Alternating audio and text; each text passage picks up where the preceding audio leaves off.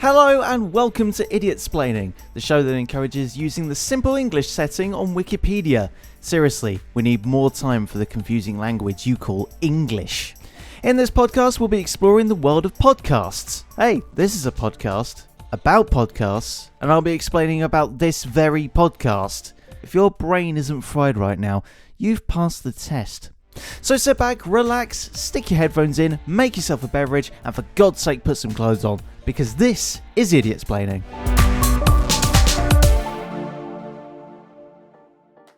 So yes, I have finally started a podcast. For those who don't know me, and I don't blame you if you don't, my name is Ross Hoare. Yeah, get your giggles and jokes out of the way now. The podcast will be a much better experience once you get past my name. Speaking of the name though, Idioptsplaining. What is it? Well, as defined by Urban Dictionary, this is a podcast where I'm attempting to explain something to you. Only I don't know much about the subject, and you probably know a lot more than me. It's like me talking through how to fix a leaking pipe to a plumber. So it's basically like talking to my dad. Anyways, back to me very briefly. I have many years of radio experience, which I may be considered a dinosaur by this point, and I've edited some podcasts during that time. After this episode, go and listen to the Rock and Road podcast with Leona Graham off of Absolute Radio. I edited from Series 2, Episode 8 up to the end of Series 4. I even appear in some of them, but I'm not going to tell you which ones. You're going to have to listen to find out. I currently host a breakfast show on Radio Folkestone as well and do some work behind the scenes. By some, I mean everything you hear on air, I've had something to do with it. I apologise in advance. Right, now you know all of that, let's start this thing. And if you're still here after that long-winded explanation of myself and the podcast, I can tell we're going to be friends. Let's kick things off with the basics. Podcasts, for the uninitiated, are like the love child of radio shows and audiobooks. All these things are like the love child of radio, and yet it's still around. You know that song, Video Killed the Radio Star? They should remake that to video, podcasts, audiobooks, and Spotify tried to kill the radio star. Anyway, they're episodic series of spoken word content that you can download or stream on your devices. Basically, what you've just been able to do. Congratulations. Imagine having a talk show in your pocket, available whenever you want. You can listen to them while you're pretty much doing anything. Commuting, cooking, avoiding your responsibilities, pretending to work out at the gym, or even ignoring your partner asking you to take out the bins for the 10th time. Now, there are a few key elements that make a podcast a podcast. First, you need a host or hosts. And you've decided to choose this one. What were you thinking? Then you need a topic or a theme. This can range from true crime to comedy, if you can call this one comedy. News to history, sport to, well, anything. Think about what podcast could be out there in the directory right now. If you're thinking what I think you're thinking, yeah, there's probably at least one. And within those themes, you have episodes. Each episode is like a chapter in a book, except instead of plot twists and character development, you get to hear people argue about Star Wars or discuss the ethical implications of pineapple on pizza. Spoiler alert, pineapple on pizza is a crime against humanity, like mixing seafood and chorizo in a paella. There's also the matter of format. Some podcasts are scripted. Funnily enough, this one is. I can see the look on your face. Yes, this is scripted. How dare you doubt me? Some are interviews and round table discussions. Others are just one person ranting into a microphone for an hour. That's also this podcast. You might think, who would listen to that? But trust me, there are people. Oh, there are people. And you're one of them. Welcome to the club. And don't forget the production quality. Some podcasts sound like they were recorded in a high-end studio with a full production team. Others sound like they were recorded in a tin can by a guy yelling into a potato. It's all part of the charm. I'm recording into a Marantz professional microphone hooked up to a Go XLR mini mixer and recording into Adobe Audition. No expense spared here. The only thing is, at some point I will need to open a window. The ventilation in this room isn't great, and whatever's going on outside that's loud enough can be heard. So please excuse me if I need to get up and shout at the next door neighbour to stop mowing their lawn for another hour or so.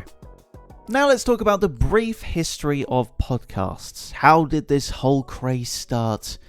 Well, the term podcast is a portmanteau of iPod and broadcast. It was coined by journalist Ben Hammersley in a 2004 article for The Guardian, out of all the newspapers. Once people realised that they could download audio files and listen to them on their iPods, a whole new medium was born. Remember iPods? Remember the shuffle when you had to guess what you were about to play from the library? The early days were a bit of a wild west. Anyone with a microphone and an internet connection could create a podcast. To be fair, that's still applicable to this day. Hello! Some of these early podcasts are still available today actually, like the Ricky Gervais Show, which was once the first to hit it big. Over the years, podcasts have grown exponentially. Now, there are millions of podcasts out there on every topic imaginable. Gardening tips? Check. Deep dives into obscure historical events? Check. Conspiracy theories about how birds are government drones? Double check. And let's not forget the rise of podcast networks and celebrities jumping on the bandwagon. Everyone from Oprah to Joe Rogan has a podcast. Even Piers Morgan. It's like the gold rush, but with more talking and less physical labour, and probably a lot more caffeine. In my case, a whole lot more caffeine. Now, let's discuss some of the different types of podcasts out there. I'm a big fan of comedies. Why get bummed out by real-life horror stories when you can laugh at people making fun of them instead? Then there are interview podcasts like Diary of a CEO, where they sit down with celebrities and have these deep, introspective conversations. Storytelling podcasts like The Moth are also great. People telling true stories from their lives, and some are funny, some are heartbreaking, and some are downright bizarre. And we can't forget the educational ones. Stuff you should know, TED Talks Daily, and Hardcore History. Perfect for when you want to feel like you're learning something while doing absolutely nothing productive. So that's this podcast as well. Okay, now I'm confused about the niche. It's alright, I'll figure it out.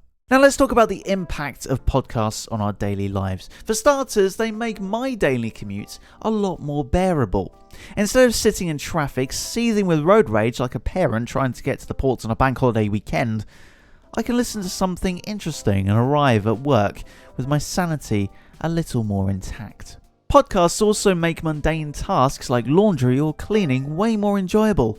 It's like having company without the obligation to offer them snacks or pretending I'm paying attention. There's also a great way to stay informed. With news podcasts, you can get a quick rundown of current events while brushing your teeth, making your morning coffee, or regretting to choose a news podcast. And let's not underestimate the community aspect. Many podcasts have loyal fan bases that interact with each other and the hosts. It's like being part of a virtual club where everyone shares your weird niche interests. So if you share the interest that you're listening to right now, I know I said welcome to the club earlier, but now you've moved up the ranks. Go and make me another coffee, I'm running dry here. 1 sugar and milk please! Ta! Now let's dive into the nitty-gritty of creating a podcast, because as glamorous as it sounds, it's not all fun and games. Unless technical problems happen, at that point it's fun and games and screaming! First, you need an idea, something you're passionate about and can talk about for hours. Then you need a name, something catchy that gives potential listeners an idea of what your podcast is about. Hello again! Once you've got your concept, it's time to get some equipment. At the very least, you need a decent microphone, headphones, and recording software, and a quiet space where you won't be interrupted by barking dogs, or in my case, neighbours with lawnmowers. After recording, there's editing. You'll need to cut out all of those awkward pauses, ums and ahs, and make sure the audio levels are balanced. It's a bit like polishing a turd, but hopefully your content is more diamond than dung. And here comes the fun part, publishing. You need to choose a hosting platform to upload your episodes to, and then distribute your podcast to directories like Apple Podcasts, Spotify, and YouTube. I would say Google here, but as of recording this podcast, they're killing it. RIP Android users. And don't forget the promotion, because what's the point of creating the best podcast ever if no one knows it exists? Social media, word of mouth, guest appearances on other podcasts, it's all fair game here. It's a lot of work, but it can be increasingly rewarding. Did you know that I get royalties from you listening to this right now? But genuinely, I get cents doing this, which at the current exchange rate is nothing, but it's something. Plus, you get to say cool things like, I'm a podcaster, at parties, instant street cred, or groans because it's another podcast. Now let's switch gears and talk about some of the most successful podcasts out there. Are we going to name drop more podcasts here? Seriously? You know what? Screw this. I'm not name dropping. I'm off to go make some more coffee. And we're back. Cheers for sticking around. Sorry for my outburst earlier. Hopefully won't happen again. Now, at this point, we would get listener questions from you lovely lot, but seeing as this is the first one, let's get to some frequently asked questions. The first question is, how do you find new podcasts to listen to? Well, there are a few ways to discover new podcasts. You can browse the top charts in your favourite podcast app, check out recommendations from friends or social media, or look for curated lists on websites like Podchaser or Podcast Addict. You can also find your favourite category or genre. Most podcast platforms have categories like comedy, news, or true crime, making it easy to find something that grabs your attention.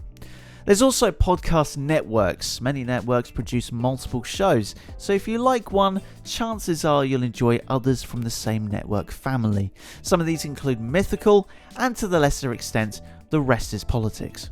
Question 2 is, what's the funniest podcast you've ever listened to? Okay, this is very subjective, but seeing as I'm a radio geek, I love the Chris Moore Show on Radio X podcast. Any Radio X podcast is fantastic. Definitely give one a go. To be honest, I've got loads of comedy podcasts on my list, like the Auntie Donna podcast, My Dad Wrote a Porno, The Whispering Whitehorse, and... oh, wait, the script has just tricked me into name dropping again. Moving on to the final question before I smash my head into a brick wall, what advice do you have for someone who wants to start their podcast? First off, just go for it. Don't let fear or perfectionism hold you back. Start with what you have and improve as you go. Also, be consistent. Release episodes on a regular schedule so your listeners know when to expect new content. And engage with your audience as well. Respond to comments, ask for feedback, make them feel involved, like you are right now. And most importantly, have fun with it.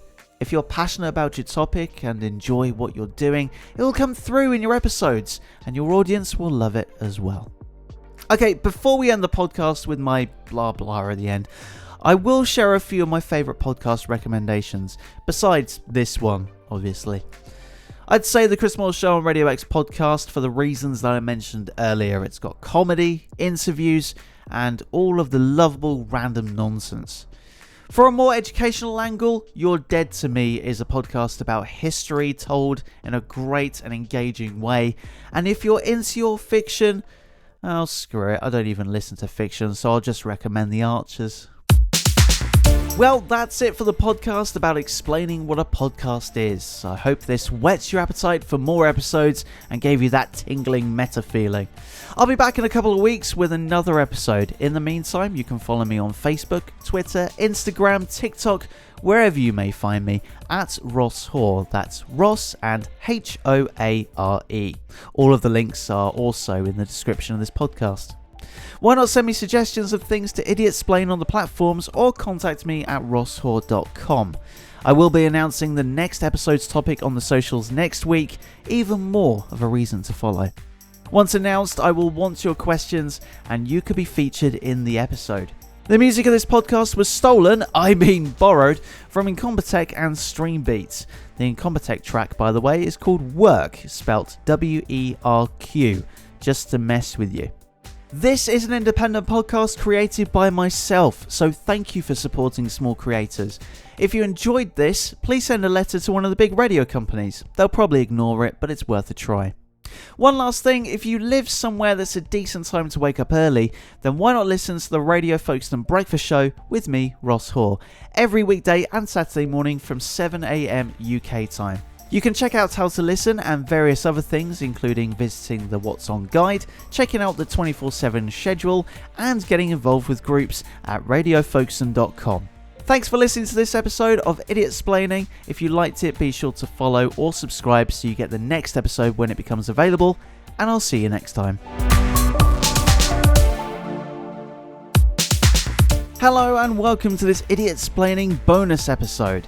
This is where we get some behind the scenes, outtakes, and we'll even tell you what's going to be happening next week.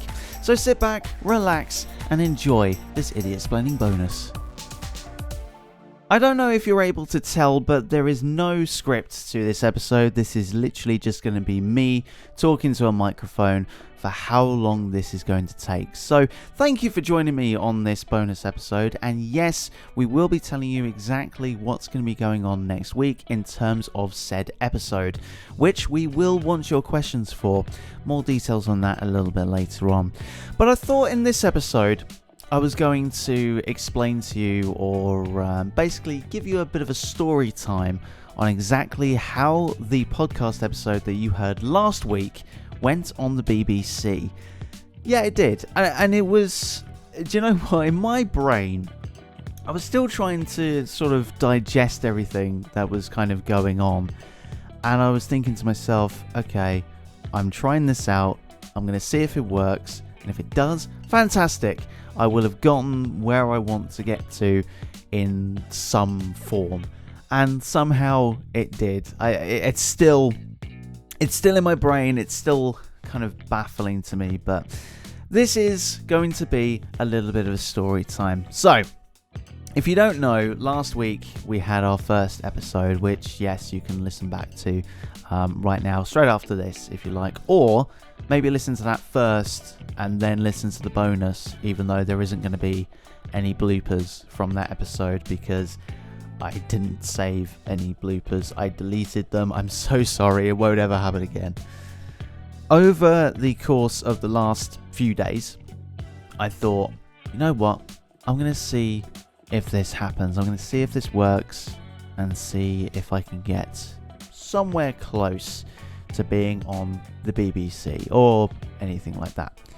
So they have this scheme at the BBC called BBC Upload, and you can essentially upload any sort of audio or anything at all to the BBC and they may play it on their specific BBC Upload show.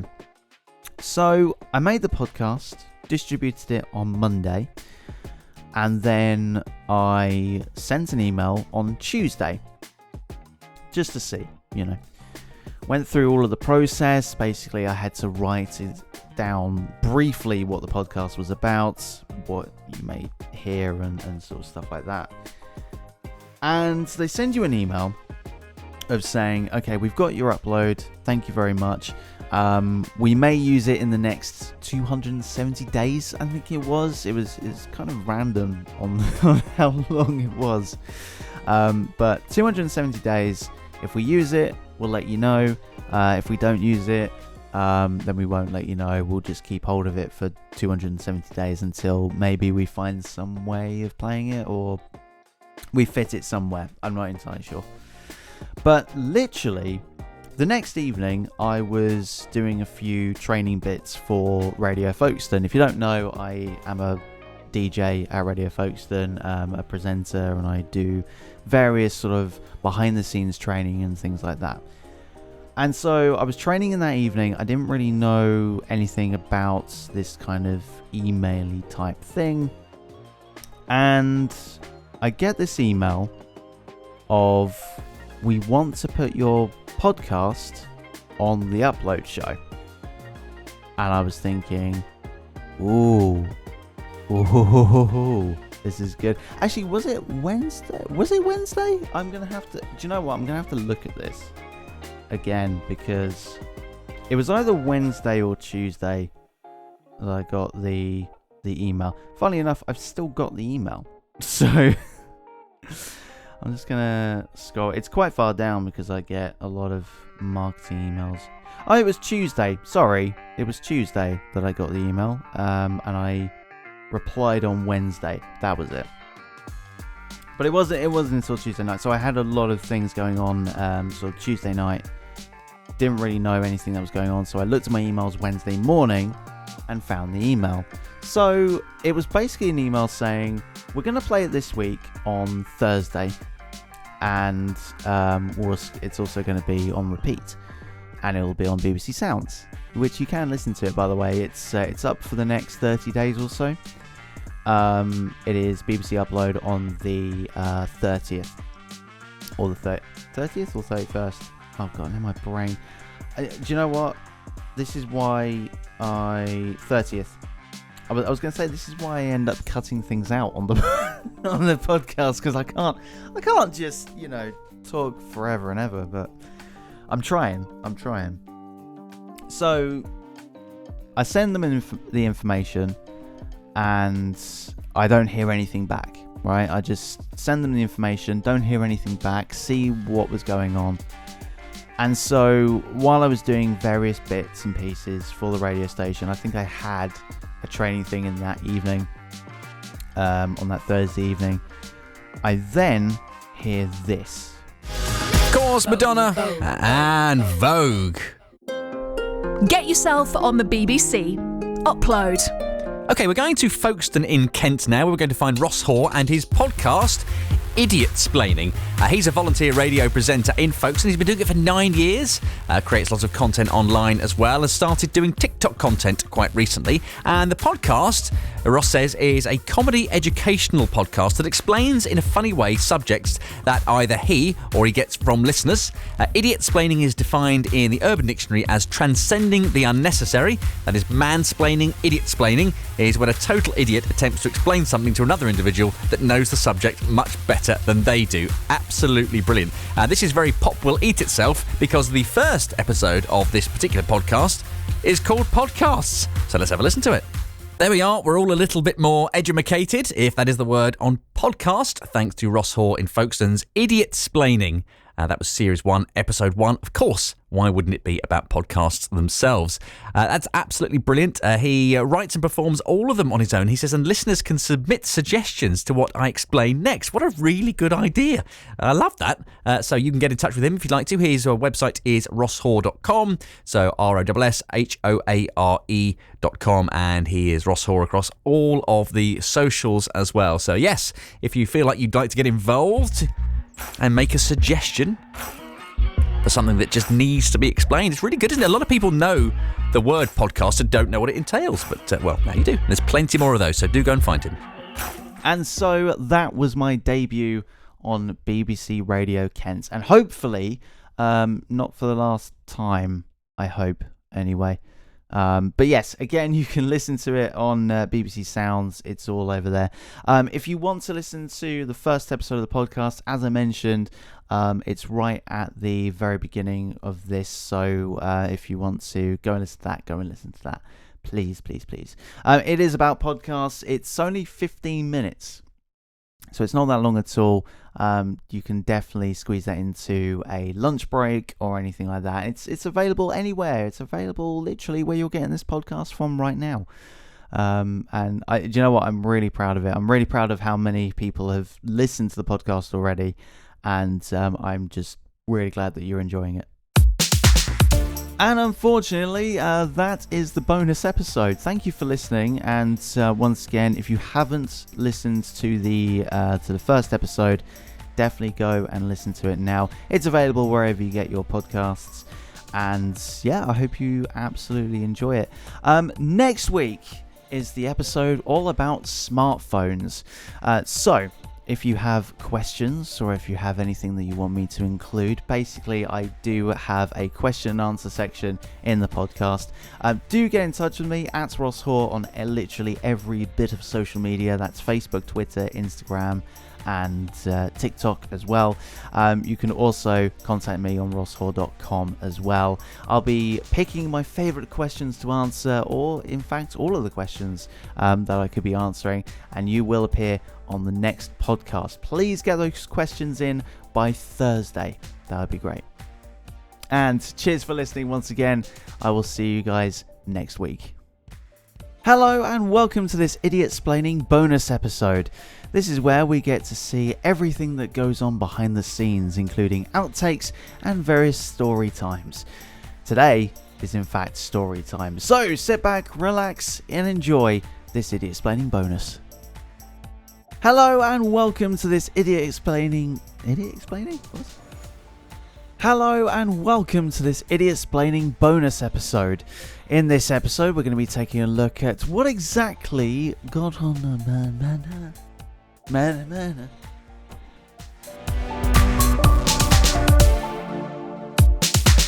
Welcome to Idiot Explaining, the show that unravels the tangled wires of headphones in a way that won't short-circuit your brain. I'm Ross Hoare, and this episode is all about the smartphone. So sit back, remove the wax from those headphones, and get your microfiber cloth and spray ready, because this is Idiot Explaining. Oh, and phones on silent, please. Thank you. Let's start with a little history. Imagine a world where phones were just phones. For the oldies who listen, you know what I'm on about. Those brick-like devices from the 80s and 90s that make you feel like you were carrying around a baby elephant in your bag. The only game you had was Snake, and if you wanted to send a text, you had to press the 2 key 3 times just to get a C. Seriously, calling was slightly quicker. Yeah, kids today don't know how easy they've got it. But things changed when the first smartphone came into our lives. The IBM Simon Personal Communicator, or IBM SPC, released in 1994, is often considered the first smartphone. It had a touchscreen, yes, before the one you know. It could send emails and even had a stylus. A little pen. Of course, it was the size of Hovis Nimble. Other breads are available, but it was the start of something big. Fast forward to 2007 and Steve Jobs introduced the iPhone. It was sleek, it was shiny, it was smarter than your average bear. It had a multi-touch interface and ran on iOS. Suddenly we've all had a little computer in our pockets. No more getting lost, no more boredom during long waits, and best of all, no more pretending to look busy. Because now, you were. Is this sounding like an advert so far? So what makes a smartphone so smart? Well, let's break it down into a few sections. The first is touchscreens. The magic of the touchscreen is that it can sense your touch. No way! Allowing you to interact directly with what's on the display. No more clunky buttons, it's all like magic. And let's face it, who doesn't like the feeling of swiping left on a bad date? Secondly, operating systems. Whether you're Team iPhone with iOS or Team Android, your phone's operating system is the real brains behind the beauty. It's the thing that makes all of your apps work together, manages your resources, and occasionally makes you want to throw your phone across the room when it decides to update at the wrong possible time. Next up, apps. They're like the toppings of your smartphone pizza. Whether you're into social media, gaming, productivity, or turning yourself into a potato on video calls, there's an app for that. And some of them are even baked in. Now I kind of want a baked potato. Second to last, yes, we're nearly there. Cameras! Remember how we used to carry separate cameras on vacations? Well, now our phones have cameras that could give professional DSLRs a run for their money. Plus, with all the filters and editing apps, you can make that slightly blurry photo of your cat look like a masterpiece. But can I just ask, what in the name of Snappy Snaps is bokeh? It just sounds like it's part of the Chinese cabbage family. Finally, connectivity. Smartphones connect us to the world using Wi-Fi, 4G, 5G, and sometimes even 6G if you're living way past the scheduled release date of this podcast. This means instant access to information, social media, and of course endless scrolling of short videos that you say aren't for you, but they actually are. How does Instagram know I want to see a POV of me buying bakery snacks at 10 o'clock at night? Kind of want a donut right now. Now let's get real. Smartphones are incredible, but they're not perfect. Time for a little segment I like to call the good, the bad, and the ugly. First up, the good. Communication. We like to stay in touch with anyone, anywhere, at any time. From video calls to instant messaging, it's never been easier to connect or accidentally butt dial them. The entire world's knowledge is at your fingertips as well. Needing to settle a debate about whether tomatoes are fruits or vegetables? Google it instead of typing it into the Facebook residents group. And finally, if you're bored, well, there's an app for that. Yeah, streaming movies, playing games, listening to music and more. Oh, so much more. I need to delete my history. Next up, the bad.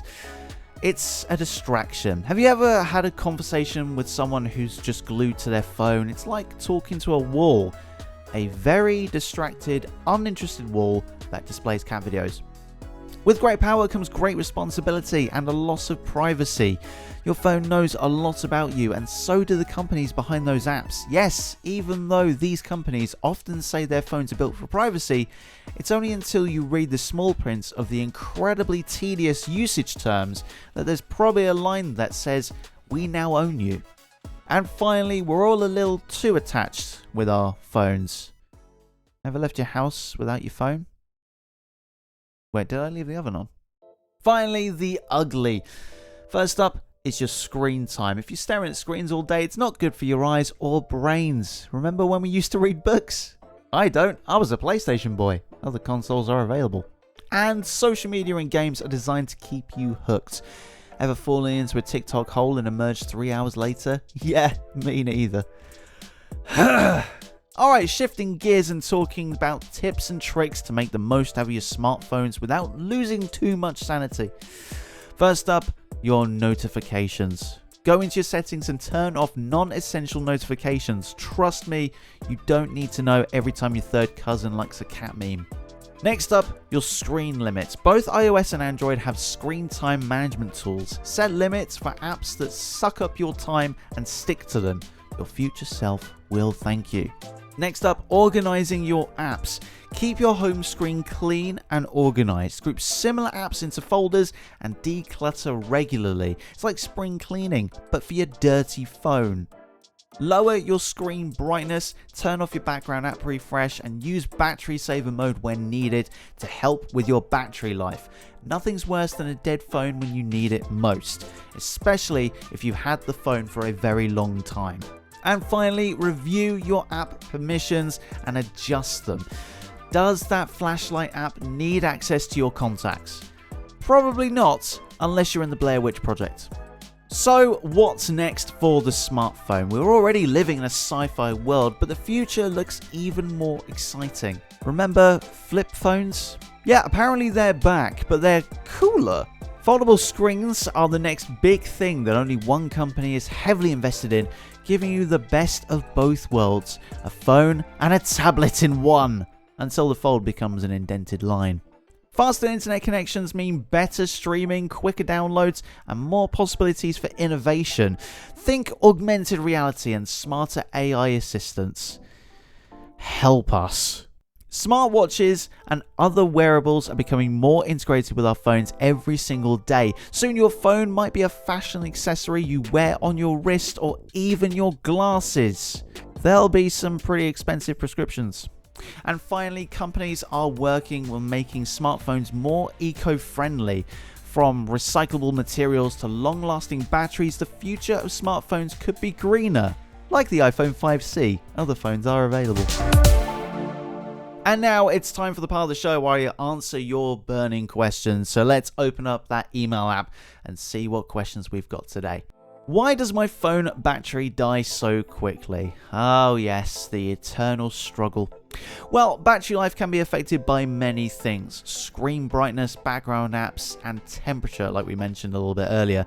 Try reducing your screen brightness, closing the unused apps, and avoiding extreme temperatures. Also, I know you've got so many tabs open in your browser, so close those, alright? Question number 2, are there any risks with downloading apps from outside the App Store? Absolutely. Absolutely. Get it?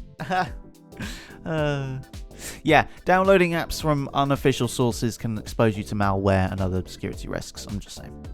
Next up, what's the best way to clean my smartphone? Well, I've had some experience with this one, mainly because I worked in a phone shop and the amount of dirty phones you often see. Right, first of all, turn off your phone because you don't want to press anything random.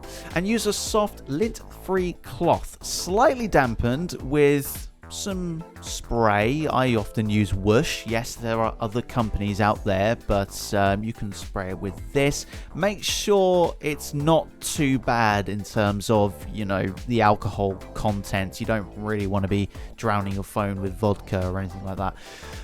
Avoid getting moisture in the openings as well, because it can get into the speakers and you really want to avoid that. And no, do not lick your screen. It doesn't count. Next up, how can I improve my phone's performance? Okay, here's what you do. Regularly restart your phone, because that's what cleans the cache. Keep your software updated and delete unused apps. It's like giving your phone a little spa day without the smell of lavender. And finally, why does my phone get so hot? Well, overheating can be caused by intensive tasks like gaming, streaming, or having too many apps running in the background. So give your phone a break, keep it out of the sun, and avoid charging it when you're using those heavy apps. Well, ladies and gents, we've reached the end and we still have 20% of the battery left. Let's go. We've covered the history, the tech, the ups and the downs, and even peeked into the future. Remember, while smartphones are incredible tools, they're just that. Tools. Use them wisely and don't let them rule your life. Especially Siri. She still hasn't sent that text I was meant to send to my parents. And that's it for this week. I will be back next week for the bonus bits and the week after for another episode. In the meantime, you can follow me on Facebook, Twitter, Instagram, TikTok, wherever you may find me, at Ross Hoare. That's Ross and Hoare. Also, why not send me a suggestion of things to Idioptsplain on the platforms, or contact me at rosshoare.com. I'll be announcing the next episode's topic on the socials and in the bonus podcast next week. Once announced, I will want your questions and you could be featured in the episode. The music of the podcast was stolen, borrowed, from Incompetech and Streambeats. The Incompetech track, by the way, is called Werq, spelt W-E-R-Q, just to mess with your brain. This is an independent podcast created by myself, so thank you for supporting small creators. If you enjoyed this, please send a letter to one of the big radio companies. They'll probably ignore it, but it's worth a try. One last thing, if you live somewhere that's a decent time to wake up early, then why not listen to the Radio Folkestone Breakfast Show with me, Ross Hoare, every weekday and Saturday morning from 7 a.m. UK time. You can check out how to listen and various other things, including visiting the What's On guide, checking out the 24/7 schedule, and getting involved with groups at radiofolkstone.com. Thanks for listening to this episode of Idioptsplaining. If you liked it, be sure to follow or subscribe so you get the next episode when it becomes available, and I'll see you next time. Hello and welcome to the Idioptsplaining bonus episode, the side hustle of the original episode. So this week I'm going to go over exactly what happened before the COVID-19 lockdown of when I used to work in an Apple store, and we'll also have all of the bloopers from last week. So sit back, relax, and enjoy this bonus bits. Now, usually on these bonus podcasts, I don't have a script or, I just have something in my mind that I definitely want to talk about. And I rarely want to actually sort of edit these properly as like a proper episode. But this week, I've got a little bit of a script. It's just bullet points of just me remembering exactly what's been going on. So, again, this was all before the lockdown of COVID-19, if anyone remembers that. I guess I'm going to have to do an Idioptsplaining on on the COVID-19 pandemic. It's going to be one of those sort of really weird episodes if that actually happens. But I used to work in a phone shop. I used to work in a sort of third-party Apple store. I don't want to say it was an actual sort of Apple store because it really wasn't. Essentially, you have the Apple stores in bigger cities and then the little ones in the smaller cities. So these kind of third-party ones. It's not anything like iCrack or iSmash, one of those sort of weird ones that also has, some sort of smoking area in there as well. I think there was one nearby that there just seems to be loads where I actually worked. So this was in Canterbury in the UK, and for some reason everywhere you go in Canterbury there's either a coffee shop, a cafe, or a phone fixing place. It's kind of weird. But yeah, I was a part of it. I was slowly a part of it. But this was a third-party Apple store. It was called Stormfront back in the day that I used to work there. It's now called Select. Not entirely sure, what the whole name change was about. Like, Stormfront? What's Stormfront? Or it was maybe something like that. I don't know. I don't know what the name change was for. Maybe there was some sort of big thing about it. I don't really know. But it was a third-party Apple store. So I think they called it like an authorized retailer or something like that.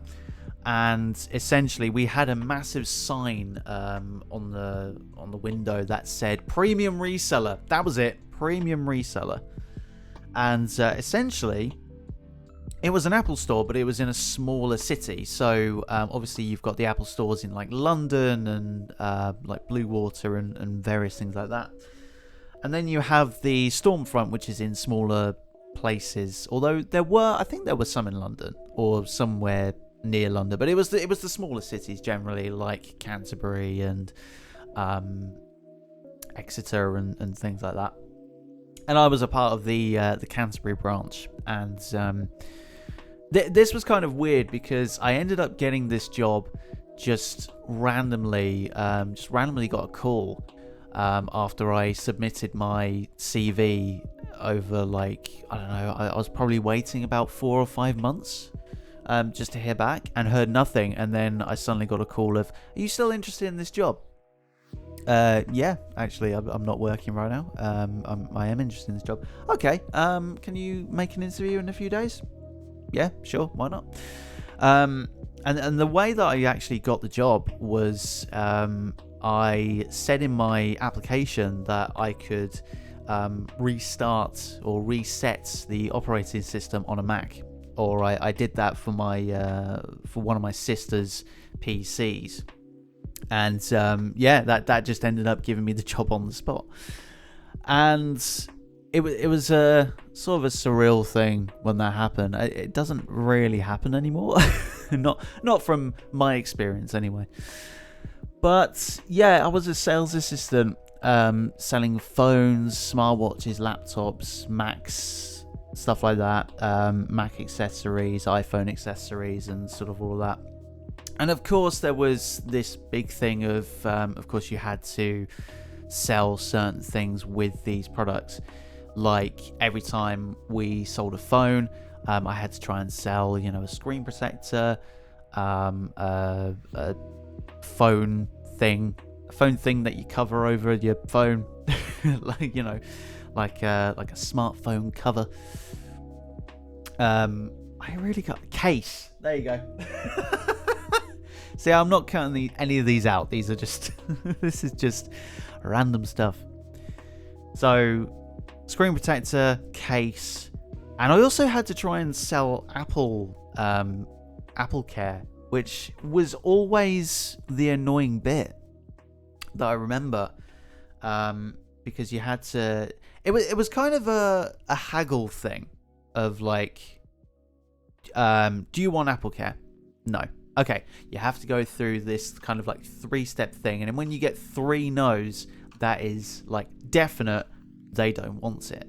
So one of the so basically you had to go, do you want Apple Care? No. Okay, why don't you want this?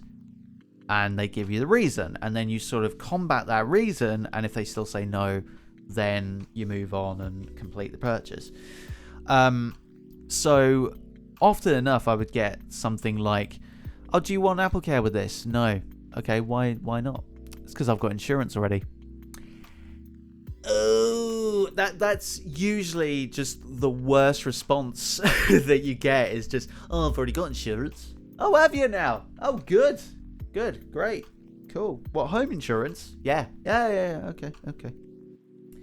And we always say, like, if they haven't got a sort of good reason why they haven't got Apple Care, it's kind of like just sort of smirking in the back of your head, like, you're going to break your phone at some point and you're going to come running back to us, crying back to us, and just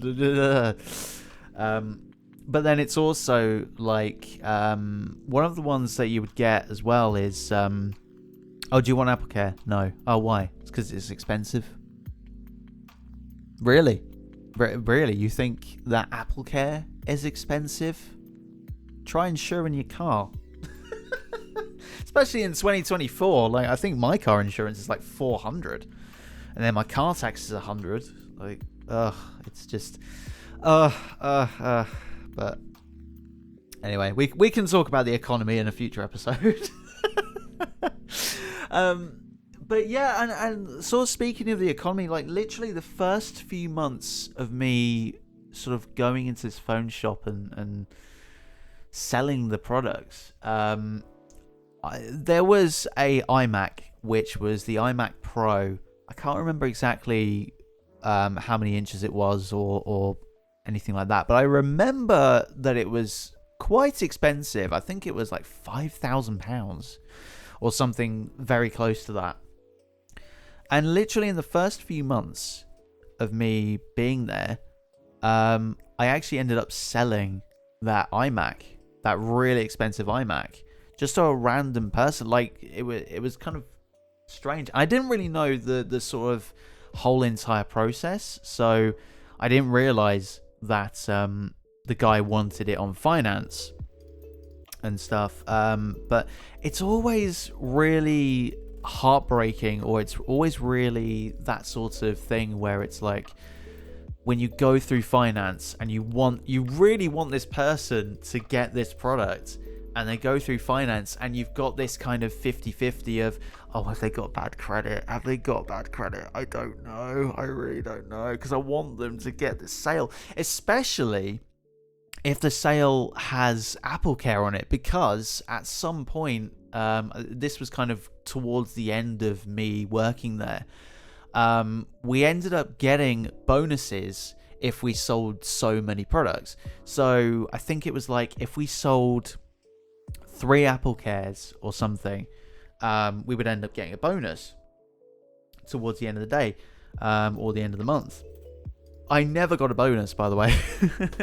And because I was on 0-hour contract, I never got a holiday either. It was because, I wasn't really there, even though I accumulated holiday hours. Never got it, never even bothered to get it, never even bothered to ask if I could get a full-time or a part-time job over there, just because I was doing a lot of stuff at the time. But yeah, that was one of the things was, if you got screen protectors, there were a few. I think I actually remember maybe getting 1 or 2 of those. AppleCare was definitely one, because that was kind of a big ticket product. I say product, it was more of a service. I can't remember what else there was. I think it was something stupid, like you had to get 3 MacBooks through, 5 iPads through. It was one of those sort of target things of just trying to get you to sell even more. Never got there. But yeah, the first few months I ended up being one of the people to sell the most expensive iMac at the time. I think I was maybe the 4th or the 5th person to do it. And then obviously people came along and sort of beat that record, or beat that price in terms of buying more products and stuff. But then also, I remember another time where I actually got shouted at in the first few months of working as well. It was kind of, everything just sort of happened in the first year. It was a bit strange, but yeah, this happened when I was selling products to this family, and they wanted a particular watch. It was like a Series 3 watch. I ended up looking at the inventory and seeing, I went through all the processes and stuff. Didn't realize that the watch was a Series 4 watch, so this was a little bit more expensive. And I put everything through. They didn't even clock that it wasn't a Series 3 watch. I put the iPhone through, I put the watch through. It was all paid for. And then the bloke clocked the watch. And I didn't realize that it was a series. It was either a series 4 or a series 5, but it was the same style. It was the same brand. It was just the more expensive watch. And he went off on one. He absolutely went off on one. And I went through all the processes of, right, I'll get the manager, we'll sort this out. And it was the most harrowing experience ever, because it wasn't just like, oh, this bloke, got really angry and, we ended up sorting it out eventually. Oh no, it was more like I was about to get killed. That's how it sounded like, or what it looked like. I was about to be shot, because literally it was at that point, it was the bloke and the wife. I think one of the kids ended up being near the cashier point as well. I ended up getting my manager. We were trying to sort it out, and he was still shouting at me. He was still having a go at me. And I think at this point, literally, the cashier point, the sort of, it wasn't even really much of a register. It was just a desk. It was sort of one of those white desks that you find in IKEA. It was that kind of weird thing. And literally just surrounding us was the entire family. I swear to you, it was like 7 or 8 people swarming this section of the desk. And it was just this kind of... Oh, I was shaking afterwards. I had to run upstairs and, sort of sit out for 10 minutes. Just trying to compose myself. Because it was a really busy day as well. This was before the COVID-19 pandemic, as I said. Where everybody just went out to the shops, and it was a really busy Saturday. Saturdays were often the busiest, because it was like you were open 9 a.m. till about 6 p.m. Because it was extended times. And yeah, it was a horrendous experience. And I've had these kind of experiences before. We've all had these sort of experiences around Christmas time as well, where people just kept nicking phones, screaming, just trying to break these phone security things, which, funnily enough, before they updated them, it was very easy.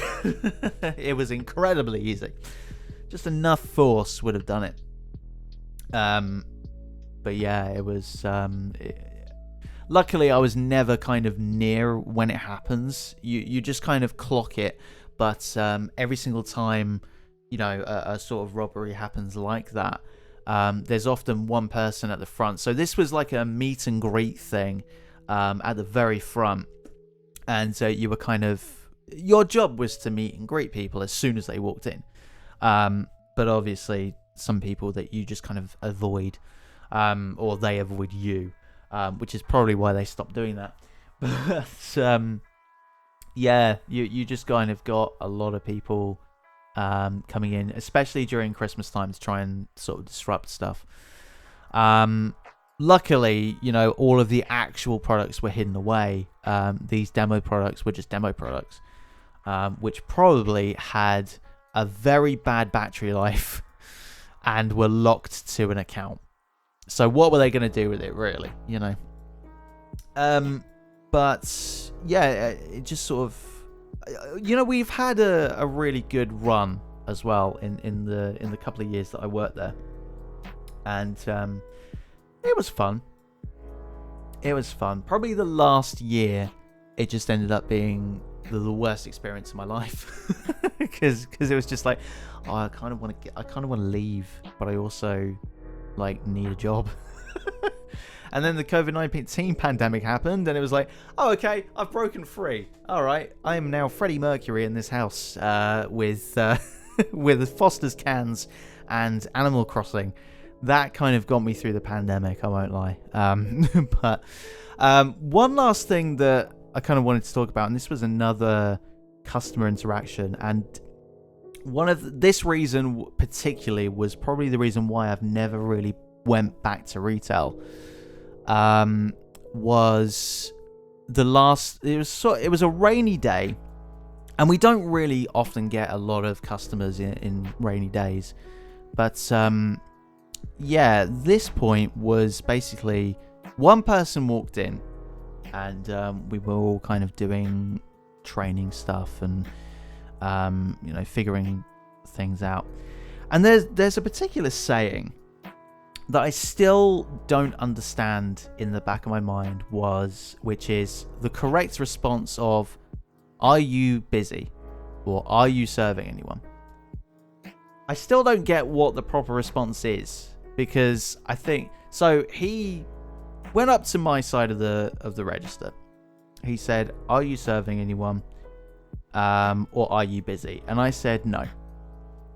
And that sort of led to a response of him turning to the other colleagues and me having to correct myself and go, no, that's not what I meant. I meant, I'm not busy at all. I'm here to help you out. What do you need? And we all laughed, and we all just kind of laughed around, and we sort of giggled, because it was a very slow day, and it was a slip up, and he didn't laugh one bit. This old bloke did not laugh one bit. And I ended up serving him. Went through all the things. It was like, okay, how can I help you? All right, here's the product that I want. La la la la la. We go through the whole process and blah blah blah blah blah. And then afterwards, like literally before he left, he said this. And I'm not gonna sort of quote this bit by bit because I can't remember. It was many years ago now. He said to me this, and this is not a direct quote because I can't remember him. I can't remember exactly what he said. He said, if you were my employee, you'd be fired.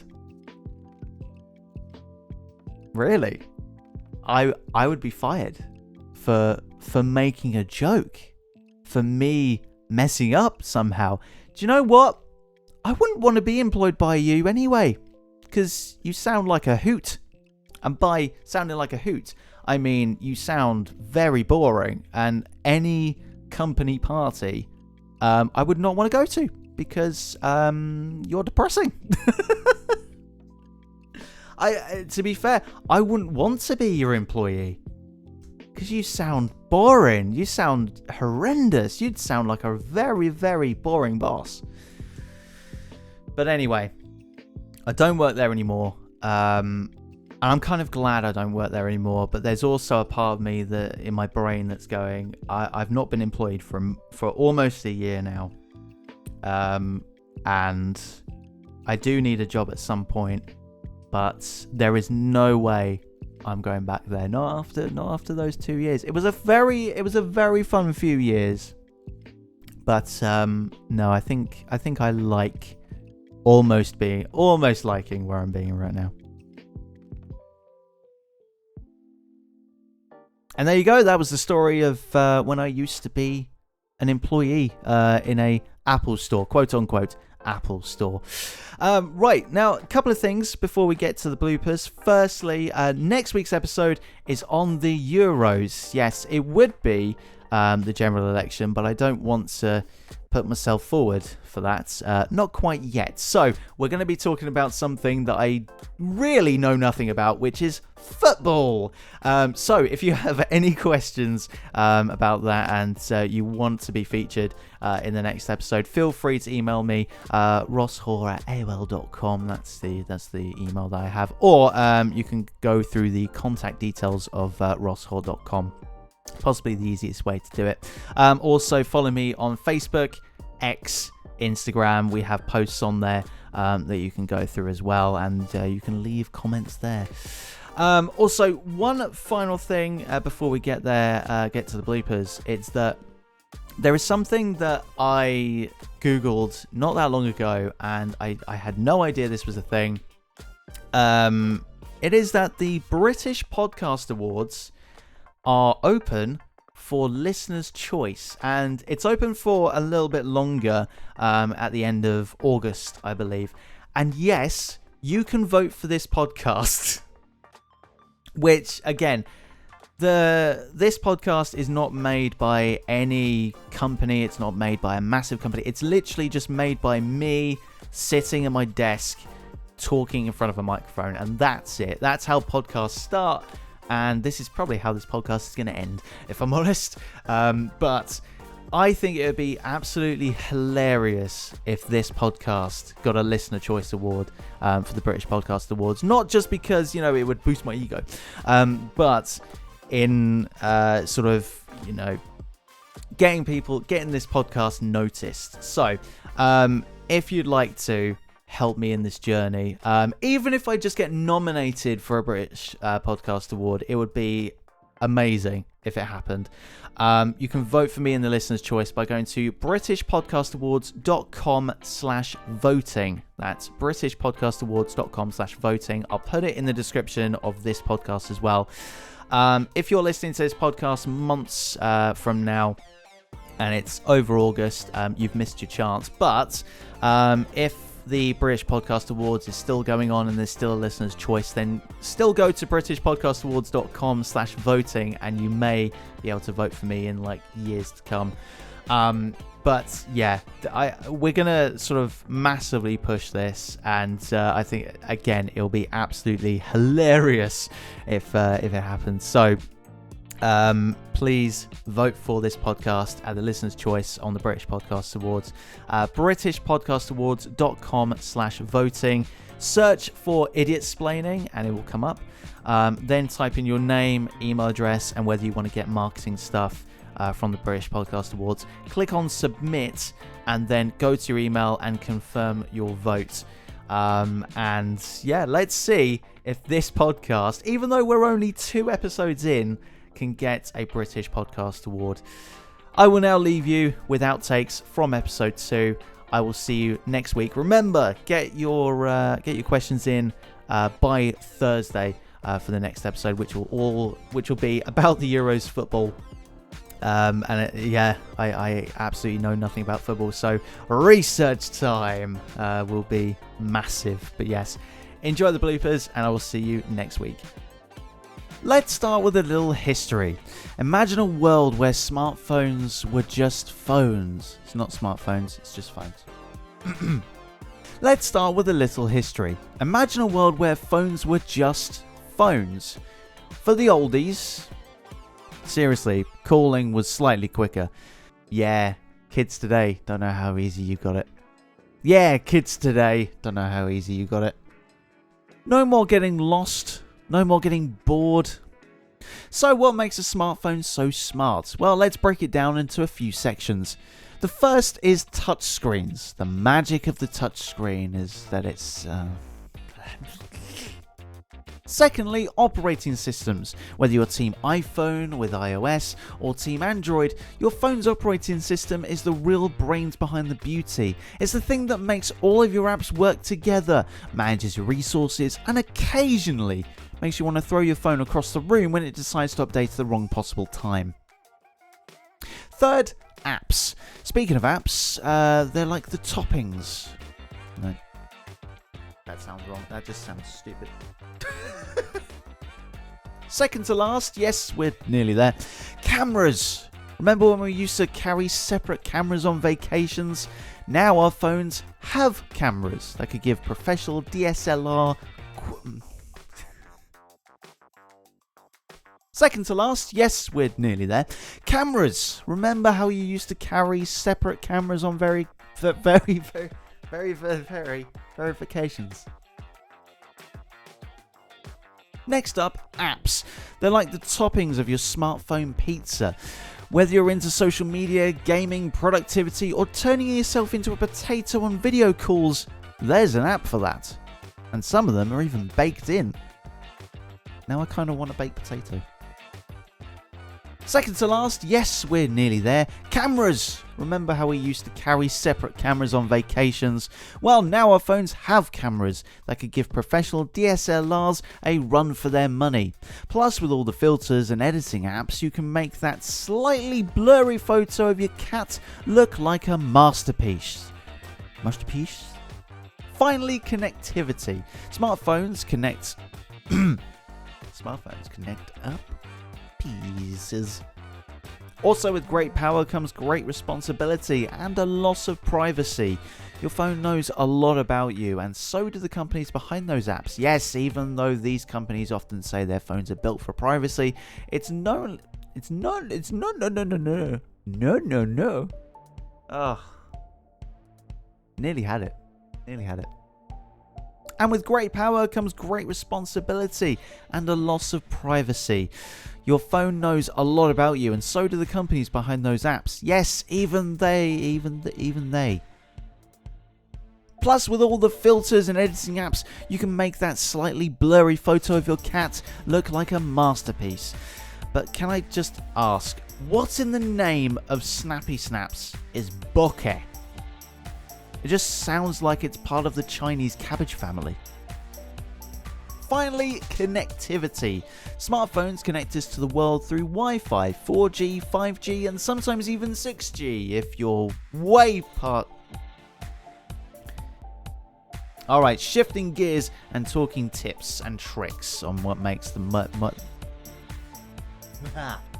Next up, how can I improve my phone's performance? Well, here's how you do it. This is a massive secret. Regularly... I'm going to do that again. That was terrible. I'm not going to leave that much of a gap. And finally, why does my phone get so hot? Well, overheating can be caused by extensive tasks. Not extensive, intensive. Read, Ross. Read. Hello and welcome to the Idioptsplaining podcast, the show that will try to explain the offside rule, but will end up taking a free kick to the face. Today we're diving into the world of football, or soccer from our friends across the pond. But not just any football, today we're talking about the Euros. So grab that cheap six-pack and some snacks, sit back, relax, and get ready to scream at your telly when England makes a bad call, because this is Idioptsplaining.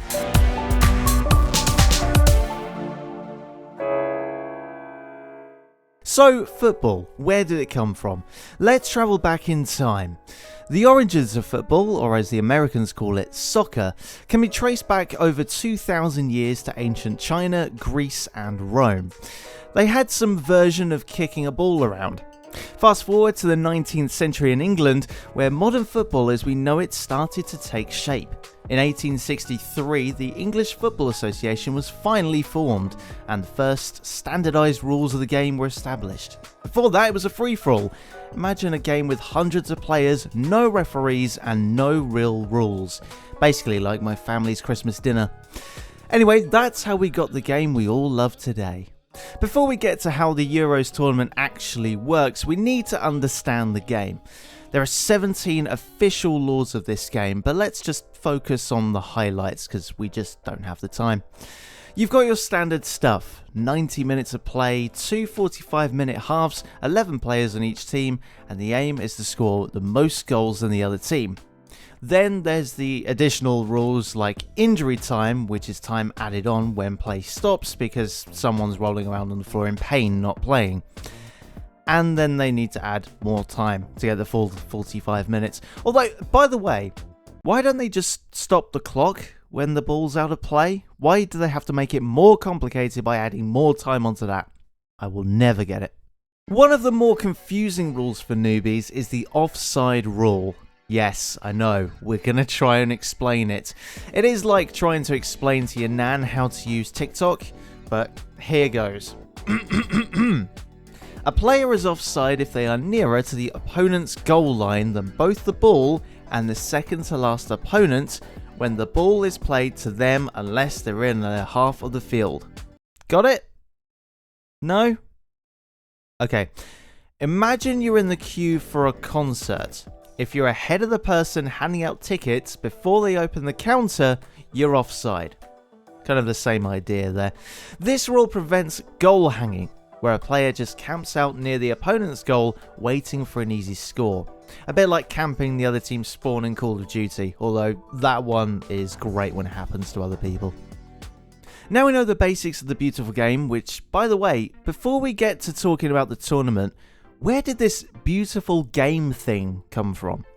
Well, according to the research I absolutely positively did, Pele popularised the phrase through his charismatic personality, poetic style of play and numerous public statements. The origins of the phrase actually predates Pele. The phrase has been traced back to the Brazilian author Nelson Rodrigues, who used it in the mid-20th century.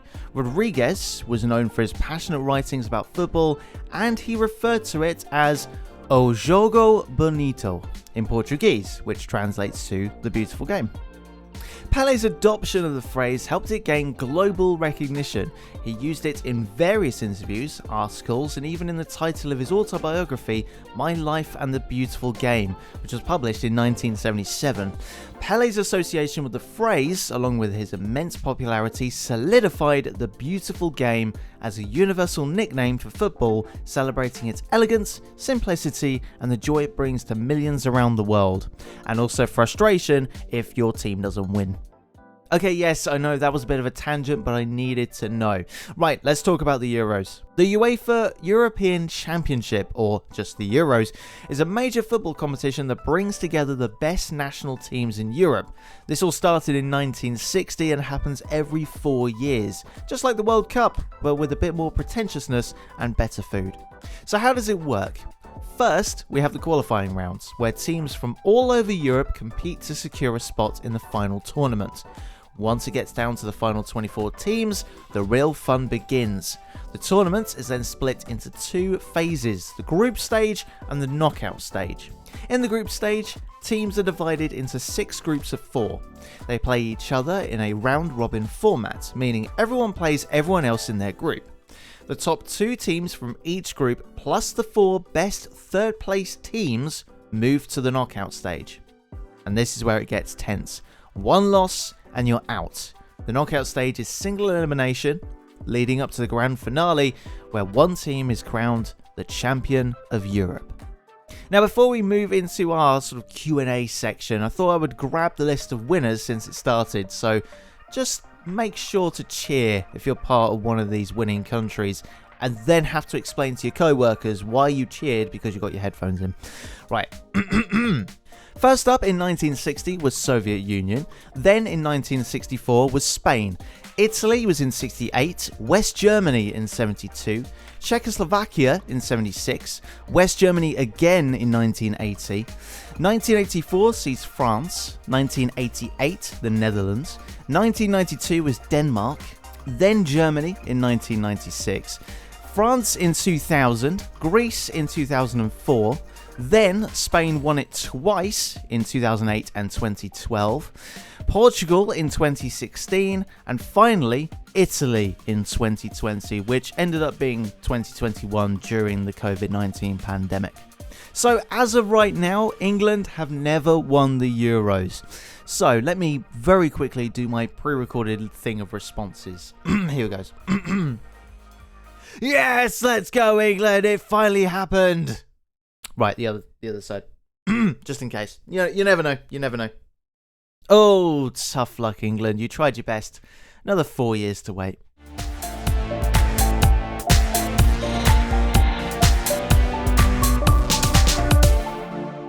Right then, it's time for our Q&A section where I answer questions from our lovely listeners. So let's see what we got round this time. First question, why is it called football in most countries and not soccer? Good question. It's called football because the game is primarily played with your feet, unlike American football where you use your hands, mostly. That makes sense, right? Now, don't be bogged down, America. At least your American football makes more sense than rugby. Seriously, where are the rugs? Second question, what's with all the dramatic falling and rolling around? Are footballers just drama queens? The art of diving. Some players might exaggerate fouls to gain an advantage, like getting a free kick or penalty. It's all part of the game, though it can be a bit much at times. Think of it as football's version of interpretive dance, when there's a slight chance of someone getting kicked in the face. By the way, the slow-mo replays, they're just so beautiful. Maybe that's why Pele kept saying that football is a beautiful game. Just seeing that slow-mo of someone getting kicked in the face, the movements, the motions. Final question, why are there so many different cups and leagues? I can't keep track. I absolutely agree. Football does have a lot of competitions. You've got the domestic leagues like the Premier League, cups like the FA Cup, international tournaments like the World Cup, continental ones like the Euros. Each one has their own charm and purpose, but it does get confusing. Think of them as TV shows, same actors, different plots. But don't think of it as something like Eurovision. Or in England's case, yeah, maybe do. Nil point. And that's full time on another episode, and we just about got through with only a few yellow cards awarded. I'll be back next week for the bonus bits, and the week after for another episode. In the meantime, you can follow me on Facebook, Twitter, Instagram, TikTok, wherever you may find me at Ross Hoare. That's Ross and Hoare. Why not send me suggestions of things to Idioptsplain on the platforms, or contact me at rosshoare.com. I'll be announcing the next week's episode on the socials and in the bonus podcast. Once announced, I'll want your questions so you can be featured in that episode. The music of this podcast was stolen, borrowed, from Incompetech and Streambeats. The Incompetech track is called Werq, spelt W-E-R-Q. This is an independent podcast created by myself, so thank you for supporting small creators. If you enjoyed this, please send a letter to one of the big radio companies. They'll probably ignore it, but it's worth a try. One last thing, if you live somewhere that's a decent time to wake up early, then why not listen to the Radio Folkestone Breakfast Show with me, Ross Hoare, every weekday and Saturday morning from 7 a.m. UK time. You can check out how to listen and various other things, including visiting the What's On guide, checking out the 24/7 schedule, and getting involved with groups at radiofolkstone.com. Oh, there's also a point where you can also volunteer for us as well. Thanks for listening to this episode of Idioptsplaining. If you liked it, be sure to follow or subscribe so you get the next episode when it becomes available, and we'll see you next time.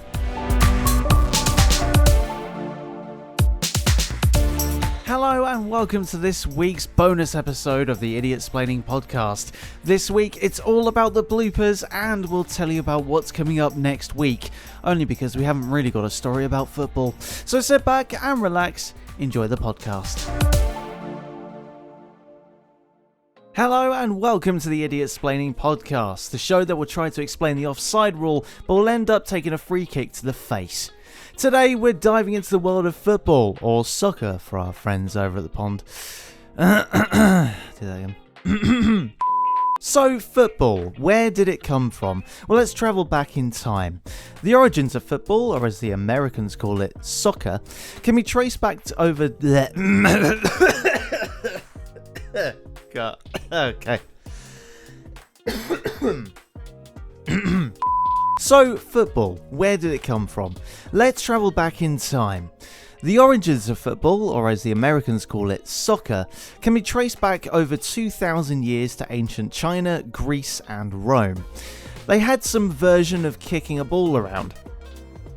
Fast forward to the 19th century in England, where modern football as we know it started to take shape. Then in 19... One of the more confusing rules for newbies is the offside rule. Yes, I know, we're gonna try and explain it. It is like trying to explain to your nan how to use TikTok, but here goes. A player is offside if they are nearer to the opposite... A player is offside if they are nearer to the opposite goal line. The origins of the phrase, though, predate Pelé. The phrase has been tracked down to the Brazilian author Nelson Rodrigues, who used it in the mid-20th century. Rodrigues was... Okay, yes, I know that was a bit of a tangent, but I needed to know. Right, let's talk about the Euros then. The UEFA football... The UEFA football? Yeah, of course. First winners in 1960 were the Soviet Union, then it was Spain in 64, Italy 68, West Germany, West Germany in 72, Czechoslovakia in 76, West Germany again in 1980, France in 19... Wow, how dare you. First up in 1960...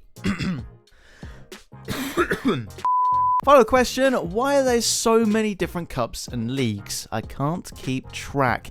I absolutely agree with you, I'm not going to lie there. Football does have a lot of competitions. You've got domestic leagues like the Premier League, cups like the FA Cup, international tournaments like the World Cup, continental ones like the Europes. And that's full time on another episode. We've only just got through with only a few yellow cards awarded. And that's full time on another episode, and we've just, So yeah, as you can tell, quite a few bloopers, but hey, we got through it. Thank you for listening, and next week, it's all about the AI. So, if you've got any questions about AI, maybe you want to know if the robots are actually going to take over, let us know at rosshore.com/contact, or hit us up on the social medias, and we'll be right back with you next week. Cheers for listening, and we'll see you then. Hey there, fellow know-it-alls and clueless wanderers alike. Welcome back to another episode of Idioptsplaining, the podcast where we take complicated topics, break them down into bite-sized pieces, and sprinkle them with a dash of humor, so even the most brilliant idiots among us can understand. Today we're diving into the wild world of artificial intelligence, AI for short. So buckle up, buttercups, because it's about to get intelligent. Maybe. We'll see. I shall now pass you over to the human. Enjoy. Thanks, I guess. Okay, before we start this episode, I've turned it into a game that you can play along with. I often get AI to help me script the episodes, but this time I've taken it slightly too far. While most of the script will be written by AI and adapted by myself, some of it I've just left on purpose. See if you can figure out which bits were written by me and which bits are AI generated. Answers in the bonus episode next week. Alright, let's start at the beginning, because that's a perfect place to start. The history of AI. Now, I know what you're thinking. AI is a new thing, right? Wrong. Turns out humans have been dreaming of smart machines for centuries. Back in the 1950s, a bunch of boffins... They get offended at that word. Let me rephrase. Professional smarty pants scientists got together and decided to turn that dream into reality.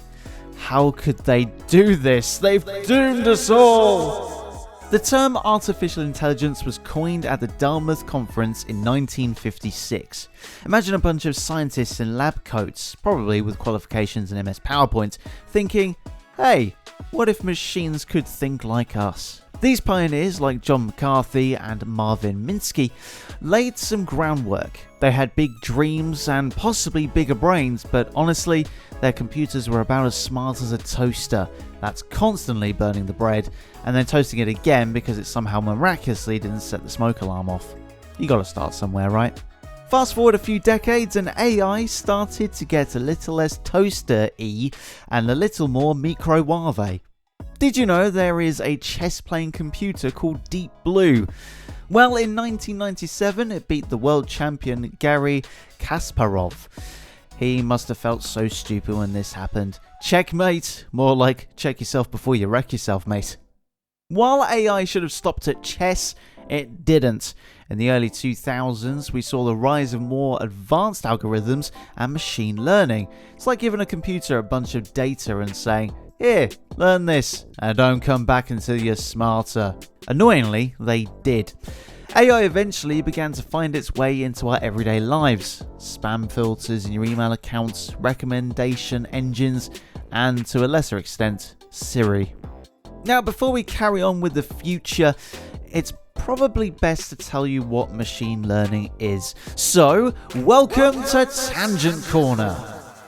Picture this, you've got a computer and you want it to perform a specific task, like recognizing pictures of cats. Now, you could try and write a bunch of rules, like cats have pointy ears, whiskers and cute little noses, but let's be real, there are a lot of variations of cats out there. Some have floppy ears, some have missing whiskers, and some have a serious attitude problem. Writing rules for all that? Nah, you're alright.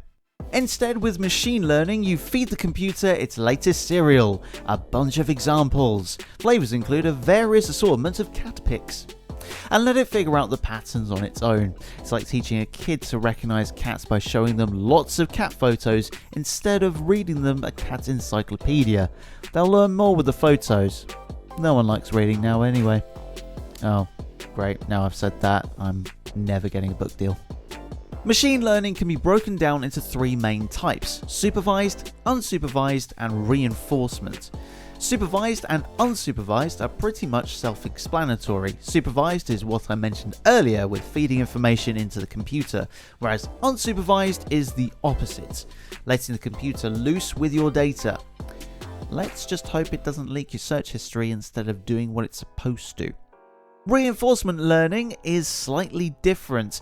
It's like training a dog with treats. The computer learns by interacting with its environment and getting feedback in the form of rewards or punishments. Imagine you're teaching a dog to fetch. Every time the dog brings the ball back, you give it a treat. If it runs off with the ball, you give it nothing, or worse, the dreaded "no" command.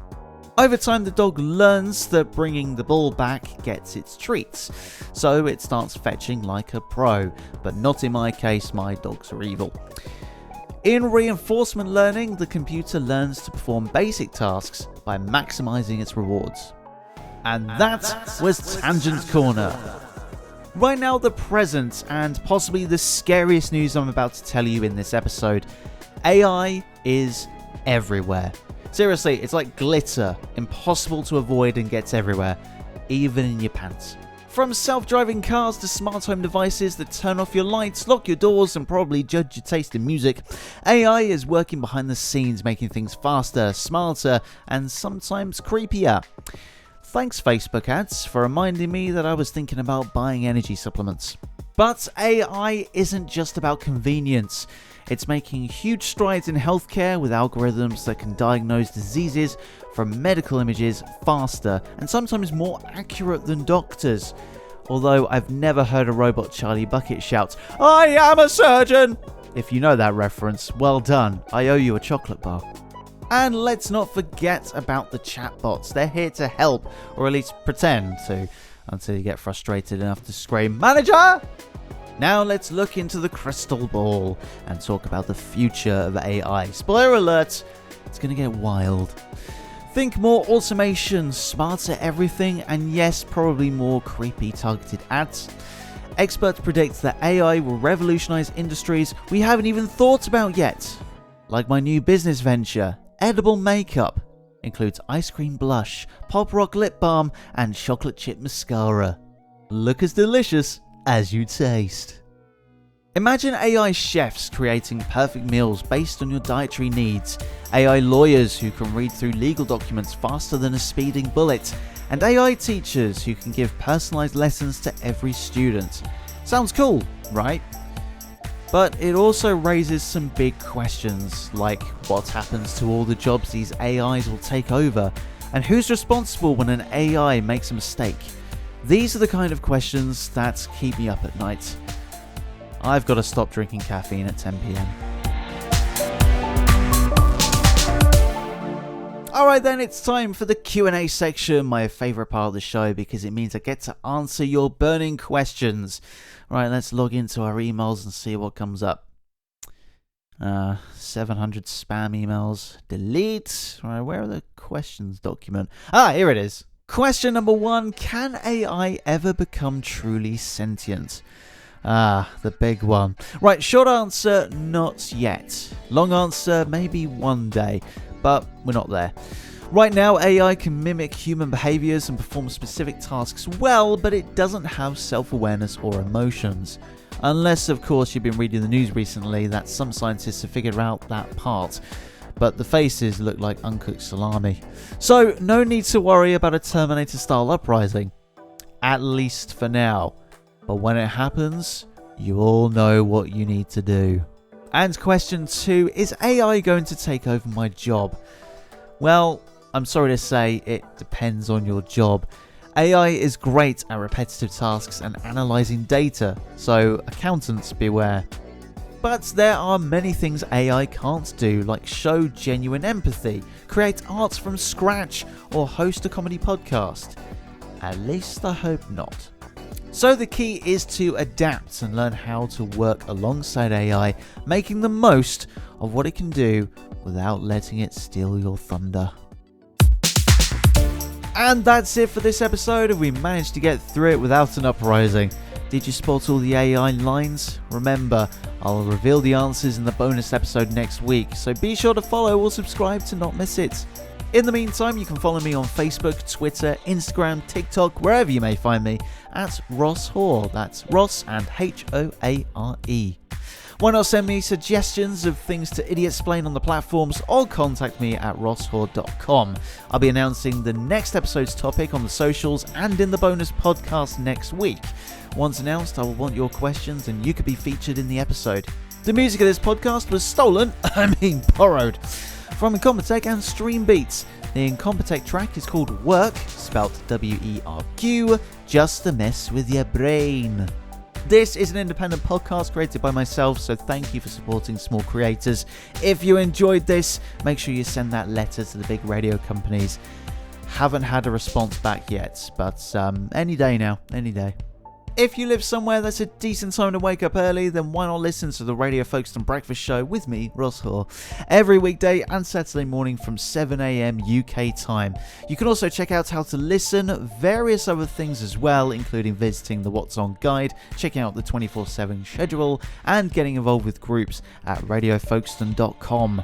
Finally, if you've enjoyed the podcast series so far, then why not consider putting this podcast forward for a British Podcast Award? Yes, you can do this. You can do this by going to britishpodcastawards.com/voting. That's britishpodcastawards.com/voting. Voting closes on August 29th in the year 2024, just in case you're listening in the future. Thanks for listening, and I'll see you in the next one.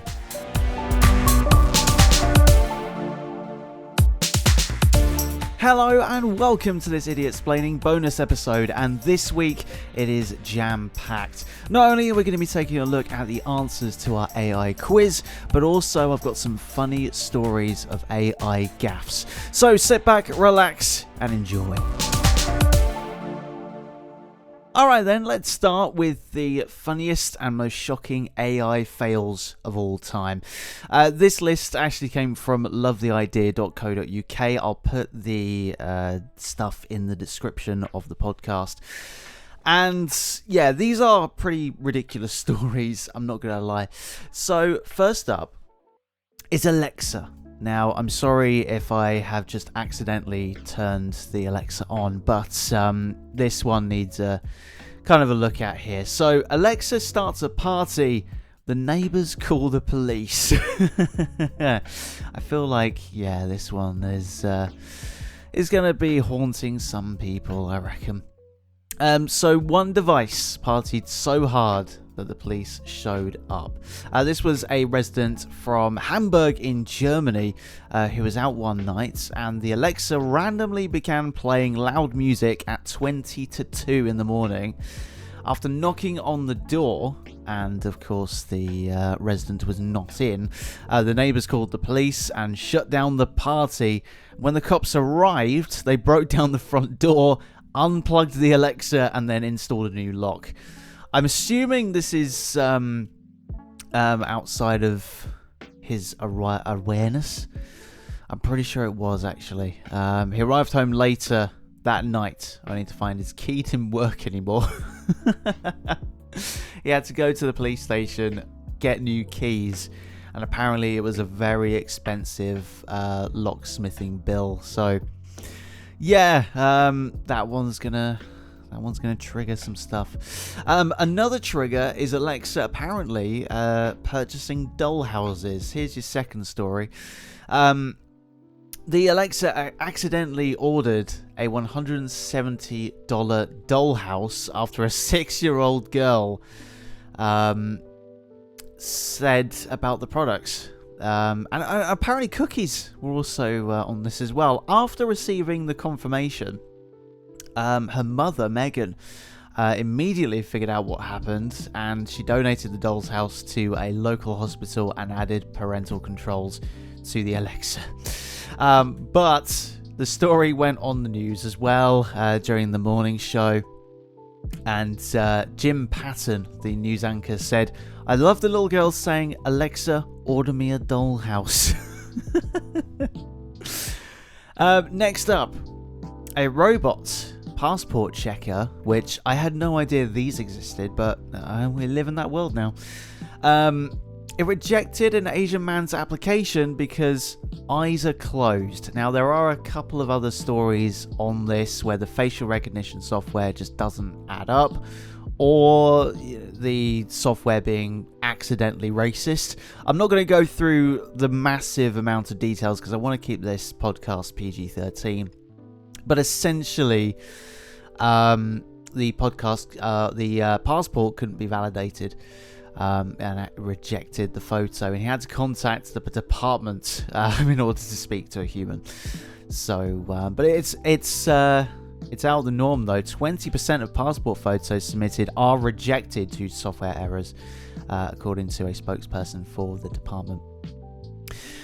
Next up, some spicy stories, and apparently it's another kid sort of story. So when a toddler asked his family's Alexa to play his favourite song, Digger Digger, I've never heard of that song, by the way. Apparently the Alexa heard something else, and in response said, "You want to hear a station for adult themed stuff?" And apparently she just continued to say a number of naughty things. And it was caught on tape, fully enough. So there you are. Right, next up, a kid-friendly robot apparently goes crazy and injures a young person. So it's all about, like, children in this case. Like, we believe that children are our future, and robots not so much. So the robot was called Xiao Pang, translated to Little Fatty. It attacked a display booth and injured the young person. And after Xiao Pang repeatedly rammed into a booth and sent shards of glass flying around, the boy suffered cuts and was taken to hospital. Thankfully, damage was minimal, so it's fine. And a few stitches later, it was all good. Right, next up, robots judge a beauty contest and didn't select women with dark skin. Here's another sort of racism story. So again, I'm not going to go through the massive amount of details, but it's all about the algorithm. It didn't favor women with dark skin. 6,000 people from countries around the world submitted the photos. 44 winners were announced. Only one dark-skinned person was picked. Also, another one, which was Microsoft, by the way. Twitter's chatbot turned anti-feminist and pro-Hitler, apparently. I'm not going to go through the entire details, but yeah, it got weird back in 2016. And again, it was Microsoft having this silly thing happen. They've probably scrubbed it now from any kind of history that they know of. So let's not figure that one out. Next up, Google Brain turns low-res images into pixelated monsters. Of course, this is a podcast. You can go and check out the article and see these for yourself. But yeah, they do look ridiculous. And then finally, a robot fails to get into college. Twice. So this was all in Japan. This was for the University of Tokyo. The robot took the exam for national universities in 2015, didn't score high enough, made another attempt and scored too low again. So I guess robots just aren't that clever anymore, or have never been clever. Right then, let's see if you were clever with our AI quiz. Now, in the AI episode, of course, we asked you to pick out the bits that were made by AI and left in. So, the first bit was, alright, let's start at the beginning, because that's a perfect place to start. The history of all now of AI. blah, blah, blah, blah, blah. That was all AI. The term artificial intelligence was coined at the Dartmouth conference in 1956. That was also AI. Hey, what if machines could think like us? That was also one. I thought that might have been a little bit of a sort of a trickier one. These early pioneers like John McCarthy and Martin Minsky, that was of course one. Their computers were about as smart as a toaster. Yeah, that one was a bit of a weird one, and I think I made a little adjustment there. I'm not sure, but that's what I've got on my list. Maybe. In 1997, it beat the world champion Garry Kasparov. I'm getting a little bit mixed up with this one. Kasparov. There you go. Also, in the 2000s, we saw the rise of more advanced algorithms and machine learning, blah, blah, blah, blah, blah. Picture this, you've got a computer and you want it to perform a specific task, blah, blah, blah, blah, blah. That one was written by AI. There are some sort of bigger chunks of AI ones, like it's like training a dog with treats. There you go. That whole part there was a bunch of AI jibber jabber. But the not in my case though, my dogs are evil, that was definitely me. Then from self-driving cars to smart home devices, blah blah blah blah blah, that was AI. Like my new business venture, edible makeup, that wasn't AI, but I believe everything else was. Also the listeners' questions were sort of marked up by AI as well. Not the questions themselves, but the answers, some of those were also part of the AI algorithm. So well done if you got any of those right, and there you are. And of course the outro, definitely not AI, especially the plea about the British Podcast Awards. But if you do want to put this forward for the British Podcast Awards, please do. It's free to do. All you got to do is go to britishpodcastawards.com/voting and then search for the podcast Idioptsplaining. It'll come up with my face, and I believe it'll be the only podcast that will actually pop up. And all you got to do is put in your name, your email, and then confirm. And then all you need to do is go to your email address and just confirm again for your vote. So that's all you got to do. Right then, before we get to the bloopers, next week's episode, and next week it's all about fast food. Oh yes, I'm going to be salivating throughout the entire episode.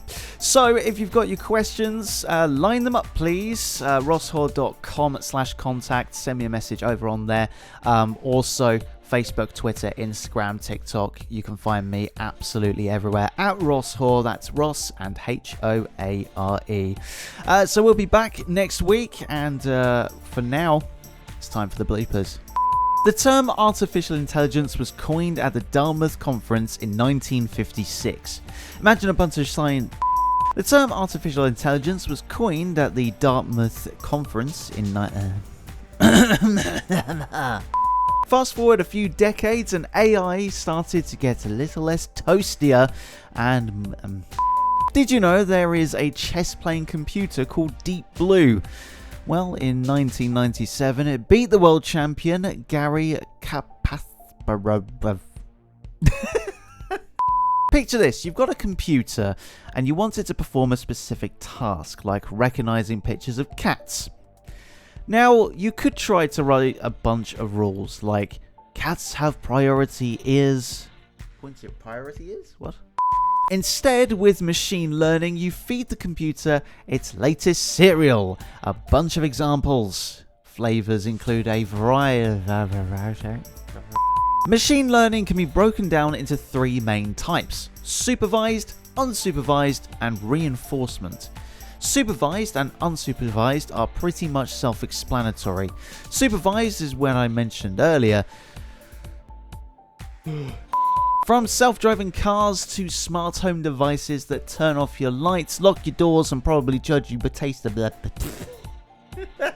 From self-driving cars to smart home devices that turn off your lights, lock your doors, and probably judge you taste the music, AI is working behind the scenes, making things faster, smarter, and sometimes creepier. Thank you, Facebook ads, for reminding me I was thinking about buying energy supplements.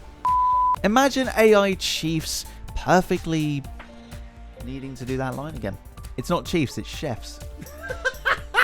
Imagine AI chefs creating perfect meals based on your dietary needs, AI lawyers who can read through legal documents faster than a speeding bullet, and AI teachers who can give personalized lessons to them. I can do that again. I nearly got there. Oh, excuse me. And who's responsible when an AI makes a mistake? These are all the questions. These are the kind of questions.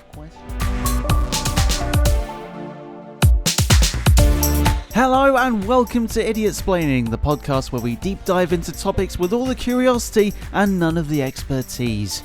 Today we're getting greasy, cheesy, and oh god, why did I skip lunch today? We're ordering some fast food. From its humble beginnings to secret menu items, weird commercials, and more, we'll chew through it all. So order your favourite burger, don't forget the fries, sit back, relax, and tuck into this episode of Idioptsplaining. Fast food, it's a staple of modern life. But have you ever wondered where it all began? Let's rewind the clock to ancient Rome, not Greece. I hear that you're thinking it, it's not. Where street vendors sold bread soaked in wine. Oh yes, good times, good times.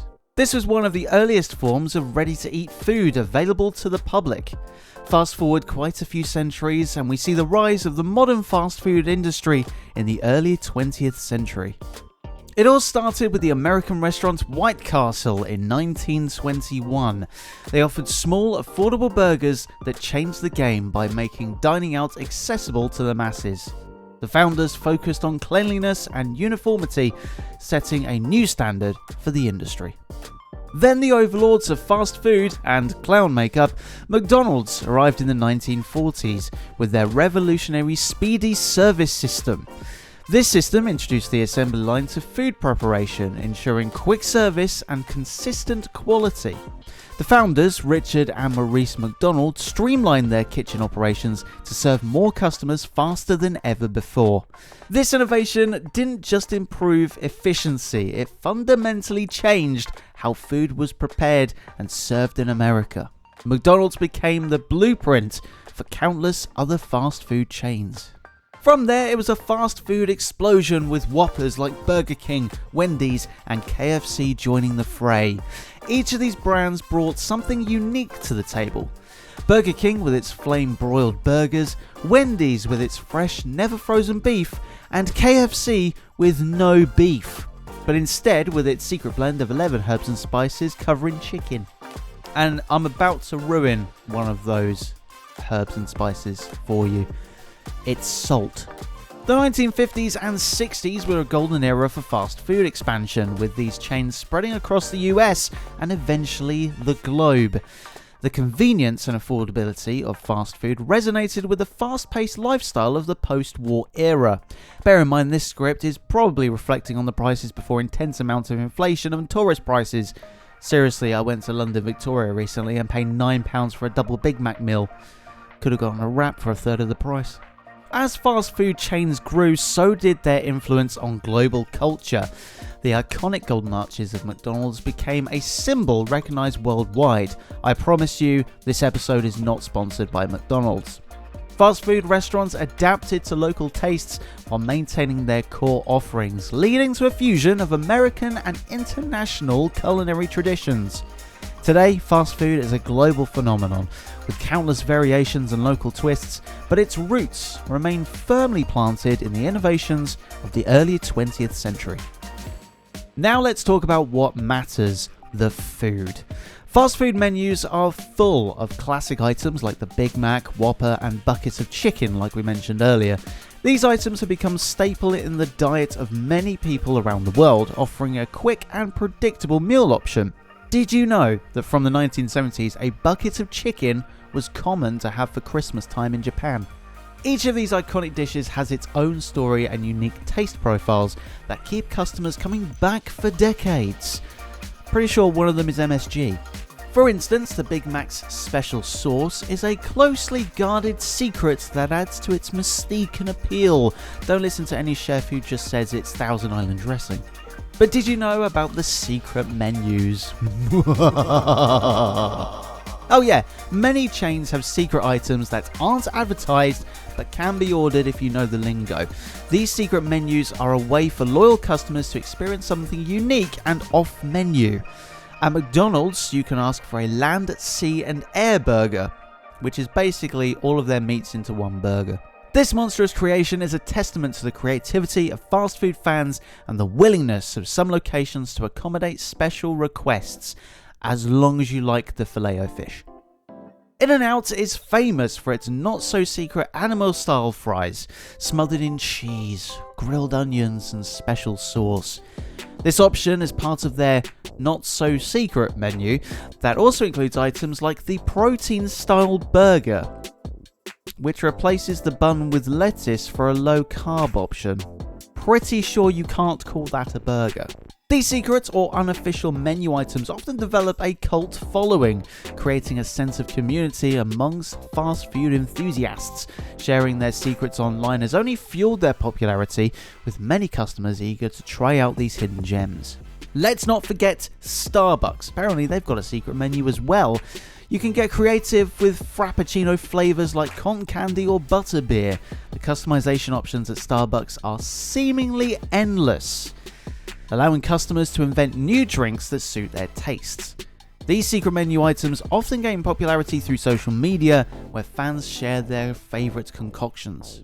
The viral nature of these posts has helped these secret menus become a major part of the fast food culture, offering a sense of exclusivity and novelty to the dining experience. Over the years, fast food chains have given us some of the most memorable and bizarre commercials.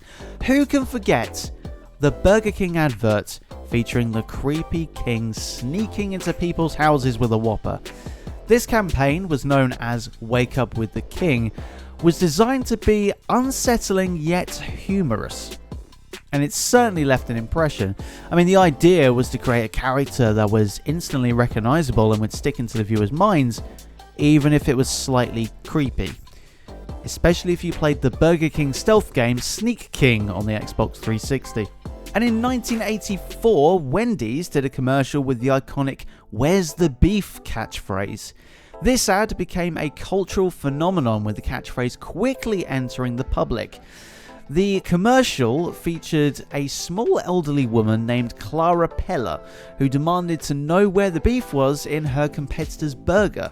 It was a clever way to highlight Wendy's larger beef patties compared to its rivals, and it worked brilliantly, boosting Wendy's sales and brand recognition. So much so, we now have Wendy's in the UK. Then there's KFC, who went all out with their commercials featuring different actors as Colonel Sanders, like Rob Lowe. This rotating cast of Colonels brought a fresh and humorous twist to the brand, keeping the character of Colonel Sanders relevant and entertaining. Each actor brought a unique spin to the role, creating a series of memorable ads that stood out in the crowded fast food advertising space. These commercials were a masterclass in branding and marketing, using humor and star power to maintain customer interest. And let's not overlook Japan. They're a whole new level of weird, honestly, with dancing shrimp, singing burgers as well. These commercials often feature over-the-top visuals, catchy jingles, and absurd scenarios that are designed to grab attention and entertain. Japanese fast food ads reflect a different cultural approach to advertising, one that embraces the quirky and surreal. This approach has made Japanese fast food commercials a popular topic online, with many viewers from around the world enjoying their bizarre charm. Fast food has also had its share of viral moments and controversies. If you remember the great Popeyes chicken sandwich craze of 2019, people were lining up for hours. There was even reports of fights breaking out over these sandwiches, and it became a social media sensation, with fans raving about the taste and creating massive demand.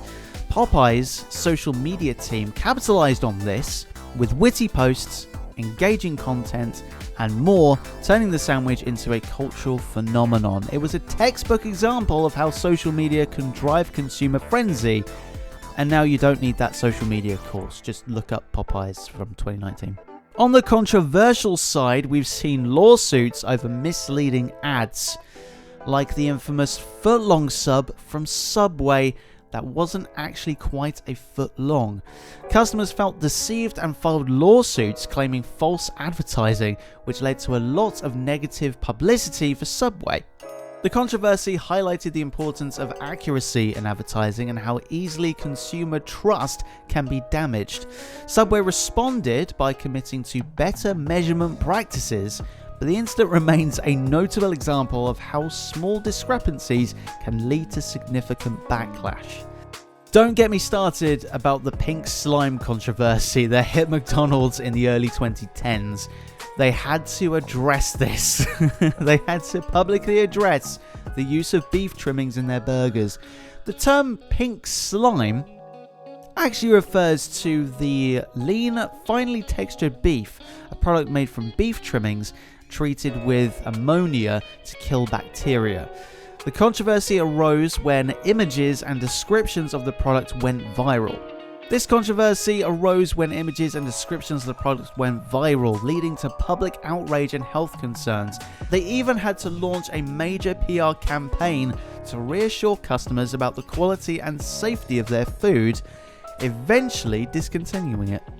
These events show how fast food companies can quickly become the center of attention for better or worse. Whether this is a viral hit or damaging controversy, the fast-paced nature of social media means that news spreads rapidly. Companies must be prepared to respond swiftly and transparently to maintain their reputation. These incidents also demonstrate the power of consumer influence in the fast food industry, as public opinion can drive significant changes in business practice. Finally, let's get to the bizarre and humorous events, like the time that KFC sent a chicken sandwich into space. Yeah, you heard that right. In 2017, they partnered with a space company to launch a Zinger sandwich into the stratosphere. This marketing stunt was designed to capture the public's imagination and generate buzz for the Zinger sandwich, which also became a spicy story if you ask me. The event was live streamed and it certainly got people talking. It's not every day that you see a fast food item rocketing towards the edge of space, making it one of the most memorable and quirky promotional efforts in recent years. But what about McDonald's Szechuan sauce debacle? Yeah, thanks for that, Rick and Morty. Their fans demanded the return of a limited edition sauce from the 90s. The show mentions the sauce and it sparked a massive fan movement, with people clamoring for its return. McDonald's brought it back, but it was very limited, and you can probably tell how this one was going to end. It caused chaos, people lining up for hours, offering to trade cars for the packet of sauce. Trading a car for a packet of sauce? How are you going to get home? The event highlighted the unpredictable nature of viral trends and the intense passion of fan communities. It also underscored the power of pop culture references in driving consumer demand. Another bizarre fast food event occurred in 2005 when Burger King introduced the Subservient Chicken website. This interactive marketing campaign featured a person in a chicken suit who would perform commands typed in by users, like TikTok NPC live streams before they were cool, which is never, they're all cringe. It was a quirky and innovative way to promote their chicken sandwiches, and it quickly went viral. The campaign was a hit, showcasing how creativity and humour can be effective tools in capturing public interest and creating memorable marketing moments. Again, you don't need that social media marketing course after all. Lastly, what about Taco Bell and a space station re-entry in 2001? They set up a large target in the ocean, promising free tacos to everyone in America if a piece of the space station hit it. It was highly unlikely, but the boldness of the offer generated a lot of media coverage and public interest. Okay, I'm starving now. Back in a minute. Alright then, let's move on to our Q&A section where I answer your hopefully not burning questions about fast food. First up, what's the weirdest fast food item out there? See, that's a tough one, there's quite a few, but I will have to say the McSpaghetti from McDonald's in the Philippines. Yes, they serve spaghetti in some countries, and it's quite the experience. Sweet sauce, hot dogs and all. The idea of getting spaghetti at McDonald's seems kind of odd, but it's a testament to how fast food chains adapt their menus to local tastes. The McSpaghetti has a distinct flavour that differs from traditional Italian spaghetti, making it unique. Is there any fast food item that's only available in one country, but you think should be worldwide? Well, while I do think the McSpaghetti probably should come over here, I'm thinking the cheese katsu burger. Do you know what? I love katsu stuff. I'm not gonna lie, every time I see katsu on the menu, I will have it. This one is from McDonald's in Japan, and it's breaded deep fried pork cutlet with cheese inside, served with tonkatsu sauce. I'm salivating right now.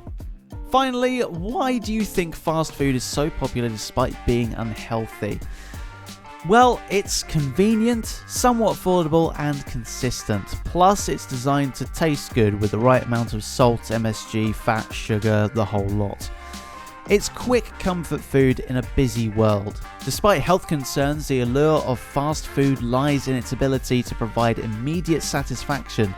The flavours are engineered to be addictive, creating a strong craving that can be hard to resist. Additionally, the convenience factor cannot be overstated. For many people, fast food offers a quick solution to the daily question of what to eat, fitting seamlessly into a hectic lifestyle. And that's one order of Idioptsplaining ready for customer number 46. I hope I didn't make you too hungry. Remember, whether you're craving a Big Mac or curious about secret menu hacks, fast food has a little something for everyone, even if it's just an obscure good story. I'll be back next week for the bonus bits and the week after for another episode. In the meantime, you can follow me on Facebook, Twitter, Instagram, TikTok, wherever you might find me at Ross Hoare. That's Ross and Hoare, capital R, capital H. Thank you. Why not send me suggestions of things to Idioptsplain on the platforms or contact me at rosshoare.com. I'll be announcing the next episode's topic on the socials and in the bonus podcast next week. Once announced, I'll want your questions and you'll be featured in the episode. Ooh. The music of this podcast was stolen, borrowed, from Incompetech and Streambeats. The Incompetech track, by the way, is called Werq, spelled W-E-R-Q, just to mess with your head. This is an independent podcast created by myself, so thank you for supporting small creators. If you've enjoyed this, firstly, please send a letter to one of the big radio companies. They'll once again ignore it, but it's worth a try. And there's also still time to vote for this podcast to nab a Listener's Choice Award at the British Podcast Awards. Go to britishpodcastawards.com/voting, search for Idioptsplaining and follow the instructions. One last thing, if you live somewhere that's a decent time to wake up early, then why not listen to the Radio Folkestone Breakfast Show with me, Ross Hoare, every weekday and Saturday morning from 7 a.m. UK time.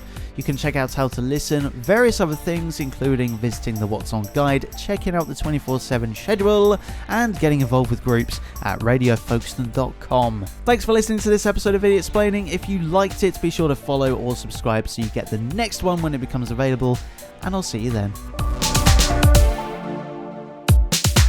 Hello and welcome to this bonus episode of Idioptsplaining, and this week it's just all about the bloopers of the last episode, which, by the way, if you haven't seen the last episode, go and do it now before you listen to this one. Alright. Before we jump into the bloopers, the next episode is going to be about the Olympics. I know we're a week late, I know, but seriously, we're going to go over it.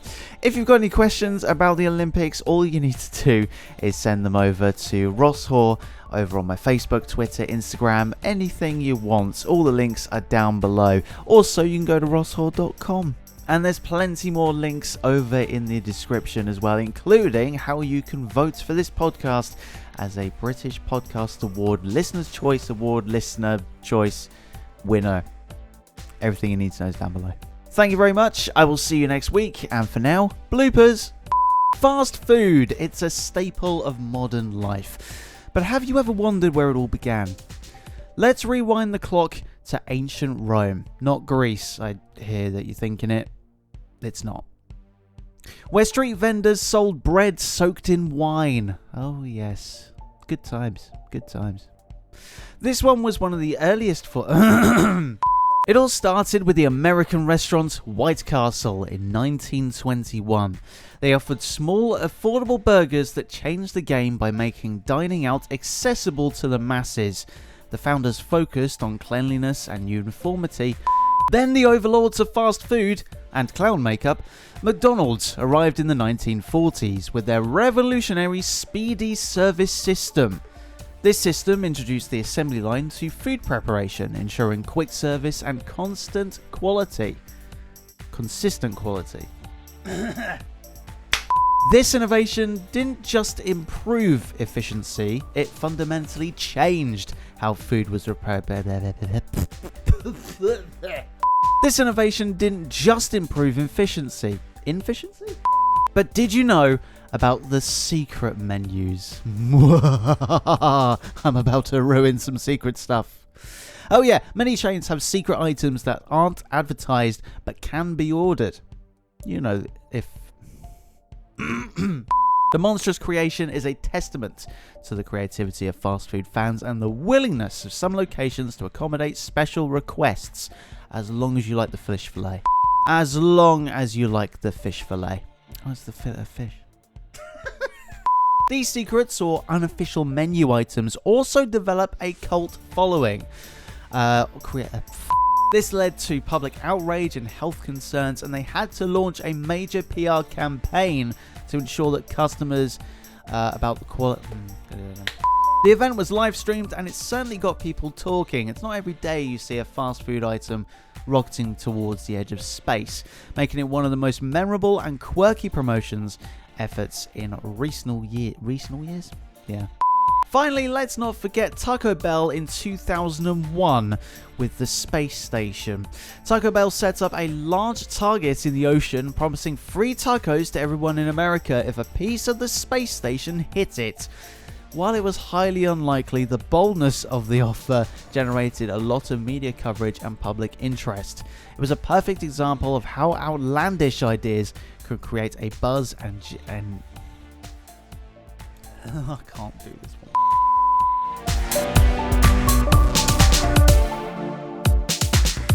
Hello and welcome to Idioptsplaining, the podcast where I take you on a wild ride through the wacky, wonderful and sometimes downright weird world of, well, everything.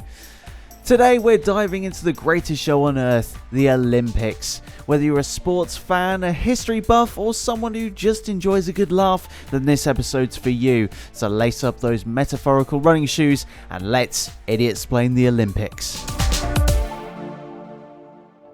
Alright then, starting off with a bit of history. The Olympics, as we know them, began in ancient Greece in 776 BC. I mean, this is going to be the oldest that we're ever going to do, probably. And no, that doesn't stand for before coffee. Although I'm sure those athletes could have used some caffeine. These were held in Olympia, hence the name, and were as much as a religious festival as a sporting event. Athletes competed for the honour of their city-states and a little thing called a laurel wreath. You'd think they could at least get a medal after running a marathon, right? But nope, just some leaves on their head. Now, these games were originally a one-day event with a single foot race. I mean, can't you imagine? People travelled from all over Greece to watch a bunch of dudes running for a few minutes. But things quickly escalated. Over time, they added more events like wrestling, boxing, and chariot racing. It was like they said, hey, running is fun, but what if we threw some punches and horses into the mix? And boy, did that work out. By 472 BC, the games had expanded to 5 days. Think of it as the ancient version of binge watching your favourite series, except with more sweating and a few plot lines. And here's a fun tidbit. These games were strictly male only, and athletes competed in the nude. Yep, in the buff. Do you imagine the commentary today? Looking aerodynamics and free-spirited. Meanwhile, women had their own games called the Herian Games, named after Hera, Zeus's wife. But these were way less famous because apparently ancient Greeks thought men running naked was way more entertaining. The ancient Olympics ran for nearly 12 centuries until a Roman emperor named Theodosius I, who was not a fan of fun, banned them in AD 393. Fast forward to 1896 and a French guy named Pierre de Coubertin decided it was high time to bring them back. Thus, the modern Olympics were born in Athens, and thank goodness they brought clothes into the equation this time. I don't think the world was ready for a return to the bare necessities. Now let's talk about some of the crazy events that have been part of the Olympics, both past and present. Now, we know about the big ones like swimming and gymnastics and track and field, but did you know poetry and painting was involved?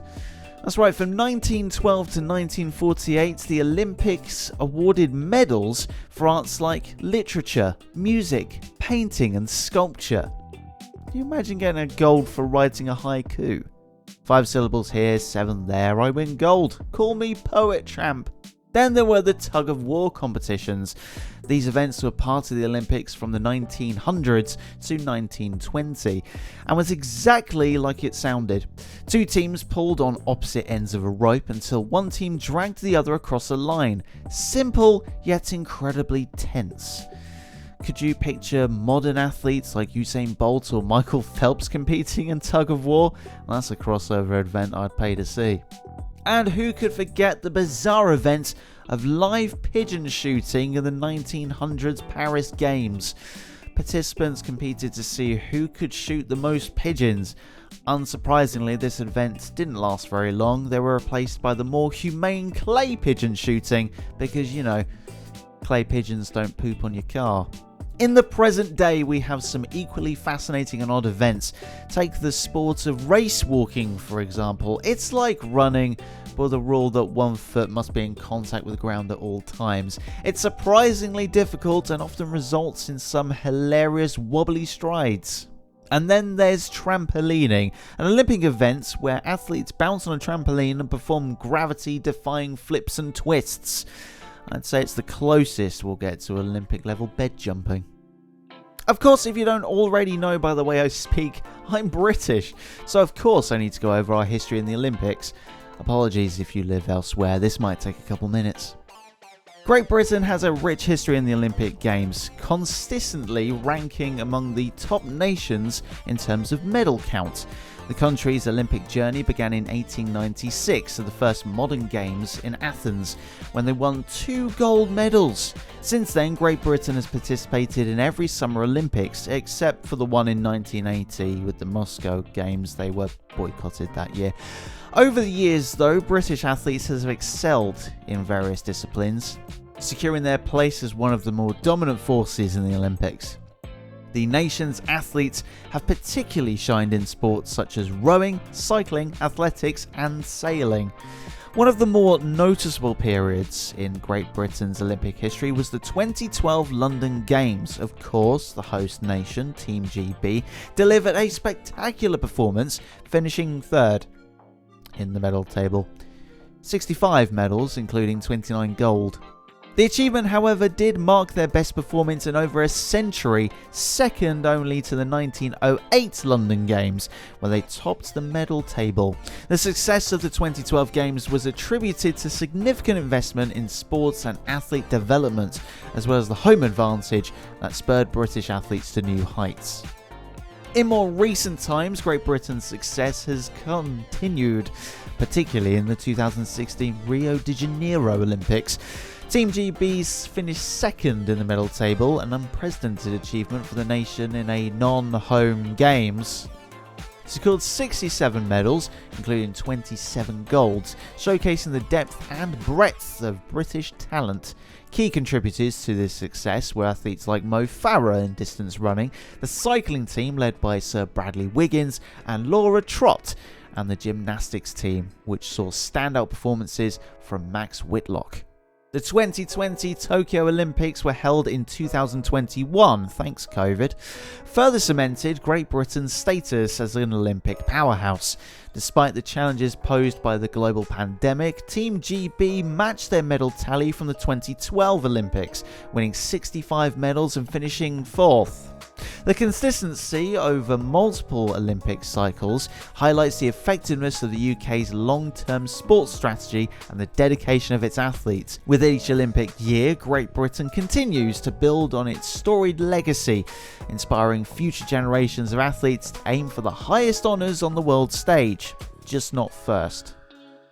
Now let's dive into some of those strange stories and controversies that have surrounded the Olympics over the years. The Olympics have always been a hotbed for drama, both on and off the field. Take for instance the story of Jim Thorpe. In 1912 he won 2 gold medals in the decathlon and pentathlon, only to have them stripped away because he played semi-professional baseball. It took 70 years for the Olympic Committee to realise their mistake and reinstated his medals after he died. Talking about a belated oops are bad. Then there's the tale of the marathon at the 1904 St. Louis Olympics. This event was a disaster from start to finish. The course was dusty and hot, there was barely any water stations, and one competitor, Felix, stopped mid-race to eat some rotten apples, leading to a stomachache. But the crown jewel of the fiasco was Fred Laws, who hitched a ride in a car for part of the race, then jogged across the finish line waving to the crowd. Needless to say, he was disqualified, but not before nearly getting away with it. And who can forget the infamous 1972 Munich Olympics? Are we really going to talk about this one? Like, is this not going to just bring the whole thing down? Or... All right, I'll talk about it. The tragic events saw the Palestinian terrorist group Black September take 11 Israeli athletes hostage, leading to a tragic end. The incidents cast a dark shadow over the Games and led to heightened security measures in all subsequent Olympics. It was a stark reminder that even the most joyous occasions can be marred by violence. Oh, and then there was the Russian doping scandal in 2015. It was revealed that Russia had been running a state-sponsored doping program, leading to numerous athletes being banned and the country being barred from competing under its flag in some instances. It was a real-life version of a spy thriller, complete with secret labs and whistleblowers. The fallout of the scandal is still being felt today, with ongoing debates about fairness and integrity in sports. Alrighty, it's time for my favourite part of the show, the Q&A section. Right, what questions have you got for me this time? First up, what's the weirdest Olympic sport you've ever heard of? Well, that's a tough one, because there are so many contenders for this. But I'd have to say one of the weirdest, the aforementioned live pigeon shooting from the 1900s. I mean, who thought it'd be a good idea to have a bunch of people with guns shoot at birds in the middle of a sports event? Thankfully they switched to the clay pigeons, sparing us from potential bird-related disasters. Next up, how do athletes get chosen to compete in the Olympics? Fantastic question. Well, it varies by sport, but generally athletes must qualify through competitions and trials held in their respective countries. They need to meet specific standards to compete against their fellow countrymen for a spot on the team. It's a rigorous process that requires not only talent but also dedication, a slight bit of luck. Next question, have there been any animal participants in the Olympics? Well, technically, yes. In the early modern Olympics, there were equestrian sports which involved horses, obviously. And then there's the pigeon shooting event, like we mentioned earlier. But then again, the pigeons didn't really sign up for that one. Other than that, the Olympics have primarily been a human-only affair, unless you count mascots. They're just people in funny costumes. Finally, what's the deal with the Olympic flame? Well, the Olympic flame is a tradition that dates back to the ancient Greek Olympics, when a sacred flame was kept burning throughout the games. In modern times, the flame is lit in Olympia, Greece, and then relayed by torchbearers to the host city, symbolizing the continuity between the ancient and modern games. It's a powerful symbol of unity, peace, and the enduring spirit of competition. And that's it. We've crossed the finish line, but no medal. Let's be honest, the Olympics is like a glorified sports day. I'll be back next week for the bonus bits and the week after for another episode. In the meantime, you can follow me on Facebook, Twitter, Instagram, TikTok, wherever you may find me, at Ross Hoare. That's Ross and Hoare. Why not send me suggestions of things to Idioptsplain on the platforms or contact me at rosshoare.com. I'll be announcing the next episode's topic on the socials and in the bonus podcast next week. Once announced, I'll want your questions and you could be featured in the episode. The music of this podcast was stolen, borrowed from Incompetech and Streambeats. The Incompetech track is called Werq, spelled W-E-R-Q. Everything you need to know is down in the description. This is an independent podcast created by myself, so thank you for supporting small creators. If you enjoyed this, there's still time for me to nab a Listener Choice Award at the British Podcast Awards. So go to britishpodcastawards.com/voting, search for Idioptsplaining and follow the instructions.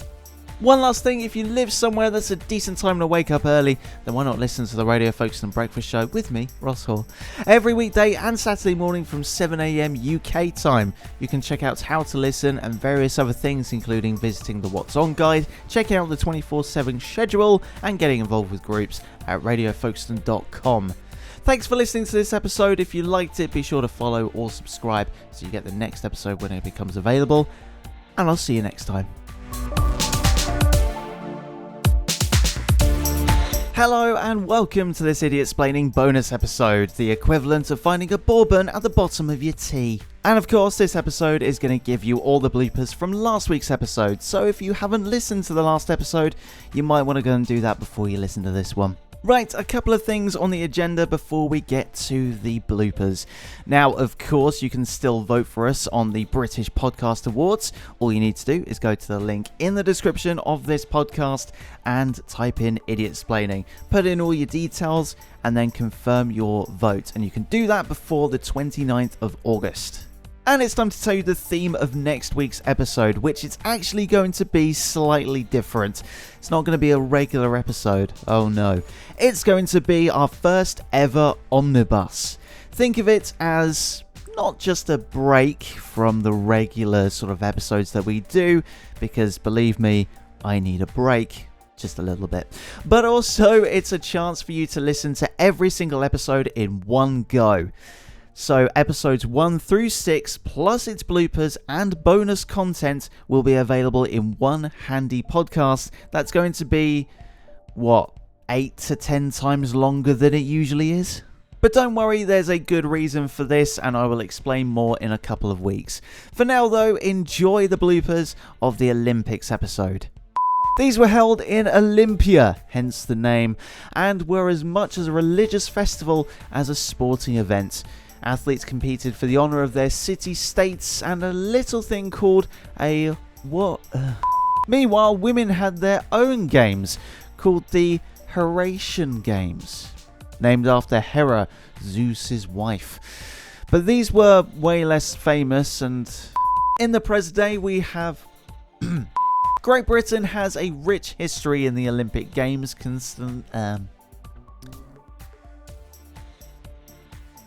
Thanks for the car. Great Britain has a rich history in the Olympic Games, consistently ranking among the top nations in terms of medal. The achievement, however, did mark their best performance in over a century, second only to the 1908 London Games, where they topped the medal table. The success of the 2012 Games was attributed to significant investment in sport and athlete. Now let's dive into some of those strange stories and controversies that have surrounded the Olympics over the years. The Olympics have always been a hotbed for drama, both on and off the field. Take for instance the story of Jim Thorpe. In 1912 he won 2 gold medals in the decathlon and pentathlon, only to have them stripped away because he played semi-professional baseball. It took 70 years for the Olympic Committee to realise their mistake and reinstated his medals posthumously. And who can forget the infamous 1972 Munich Olympics? This tragic event saw the Palestinian terrorist group Black September take 11 Israeli athletes hostage. leading to a tragic end. The incident cast a dark shadow over the games and heightened to the music as the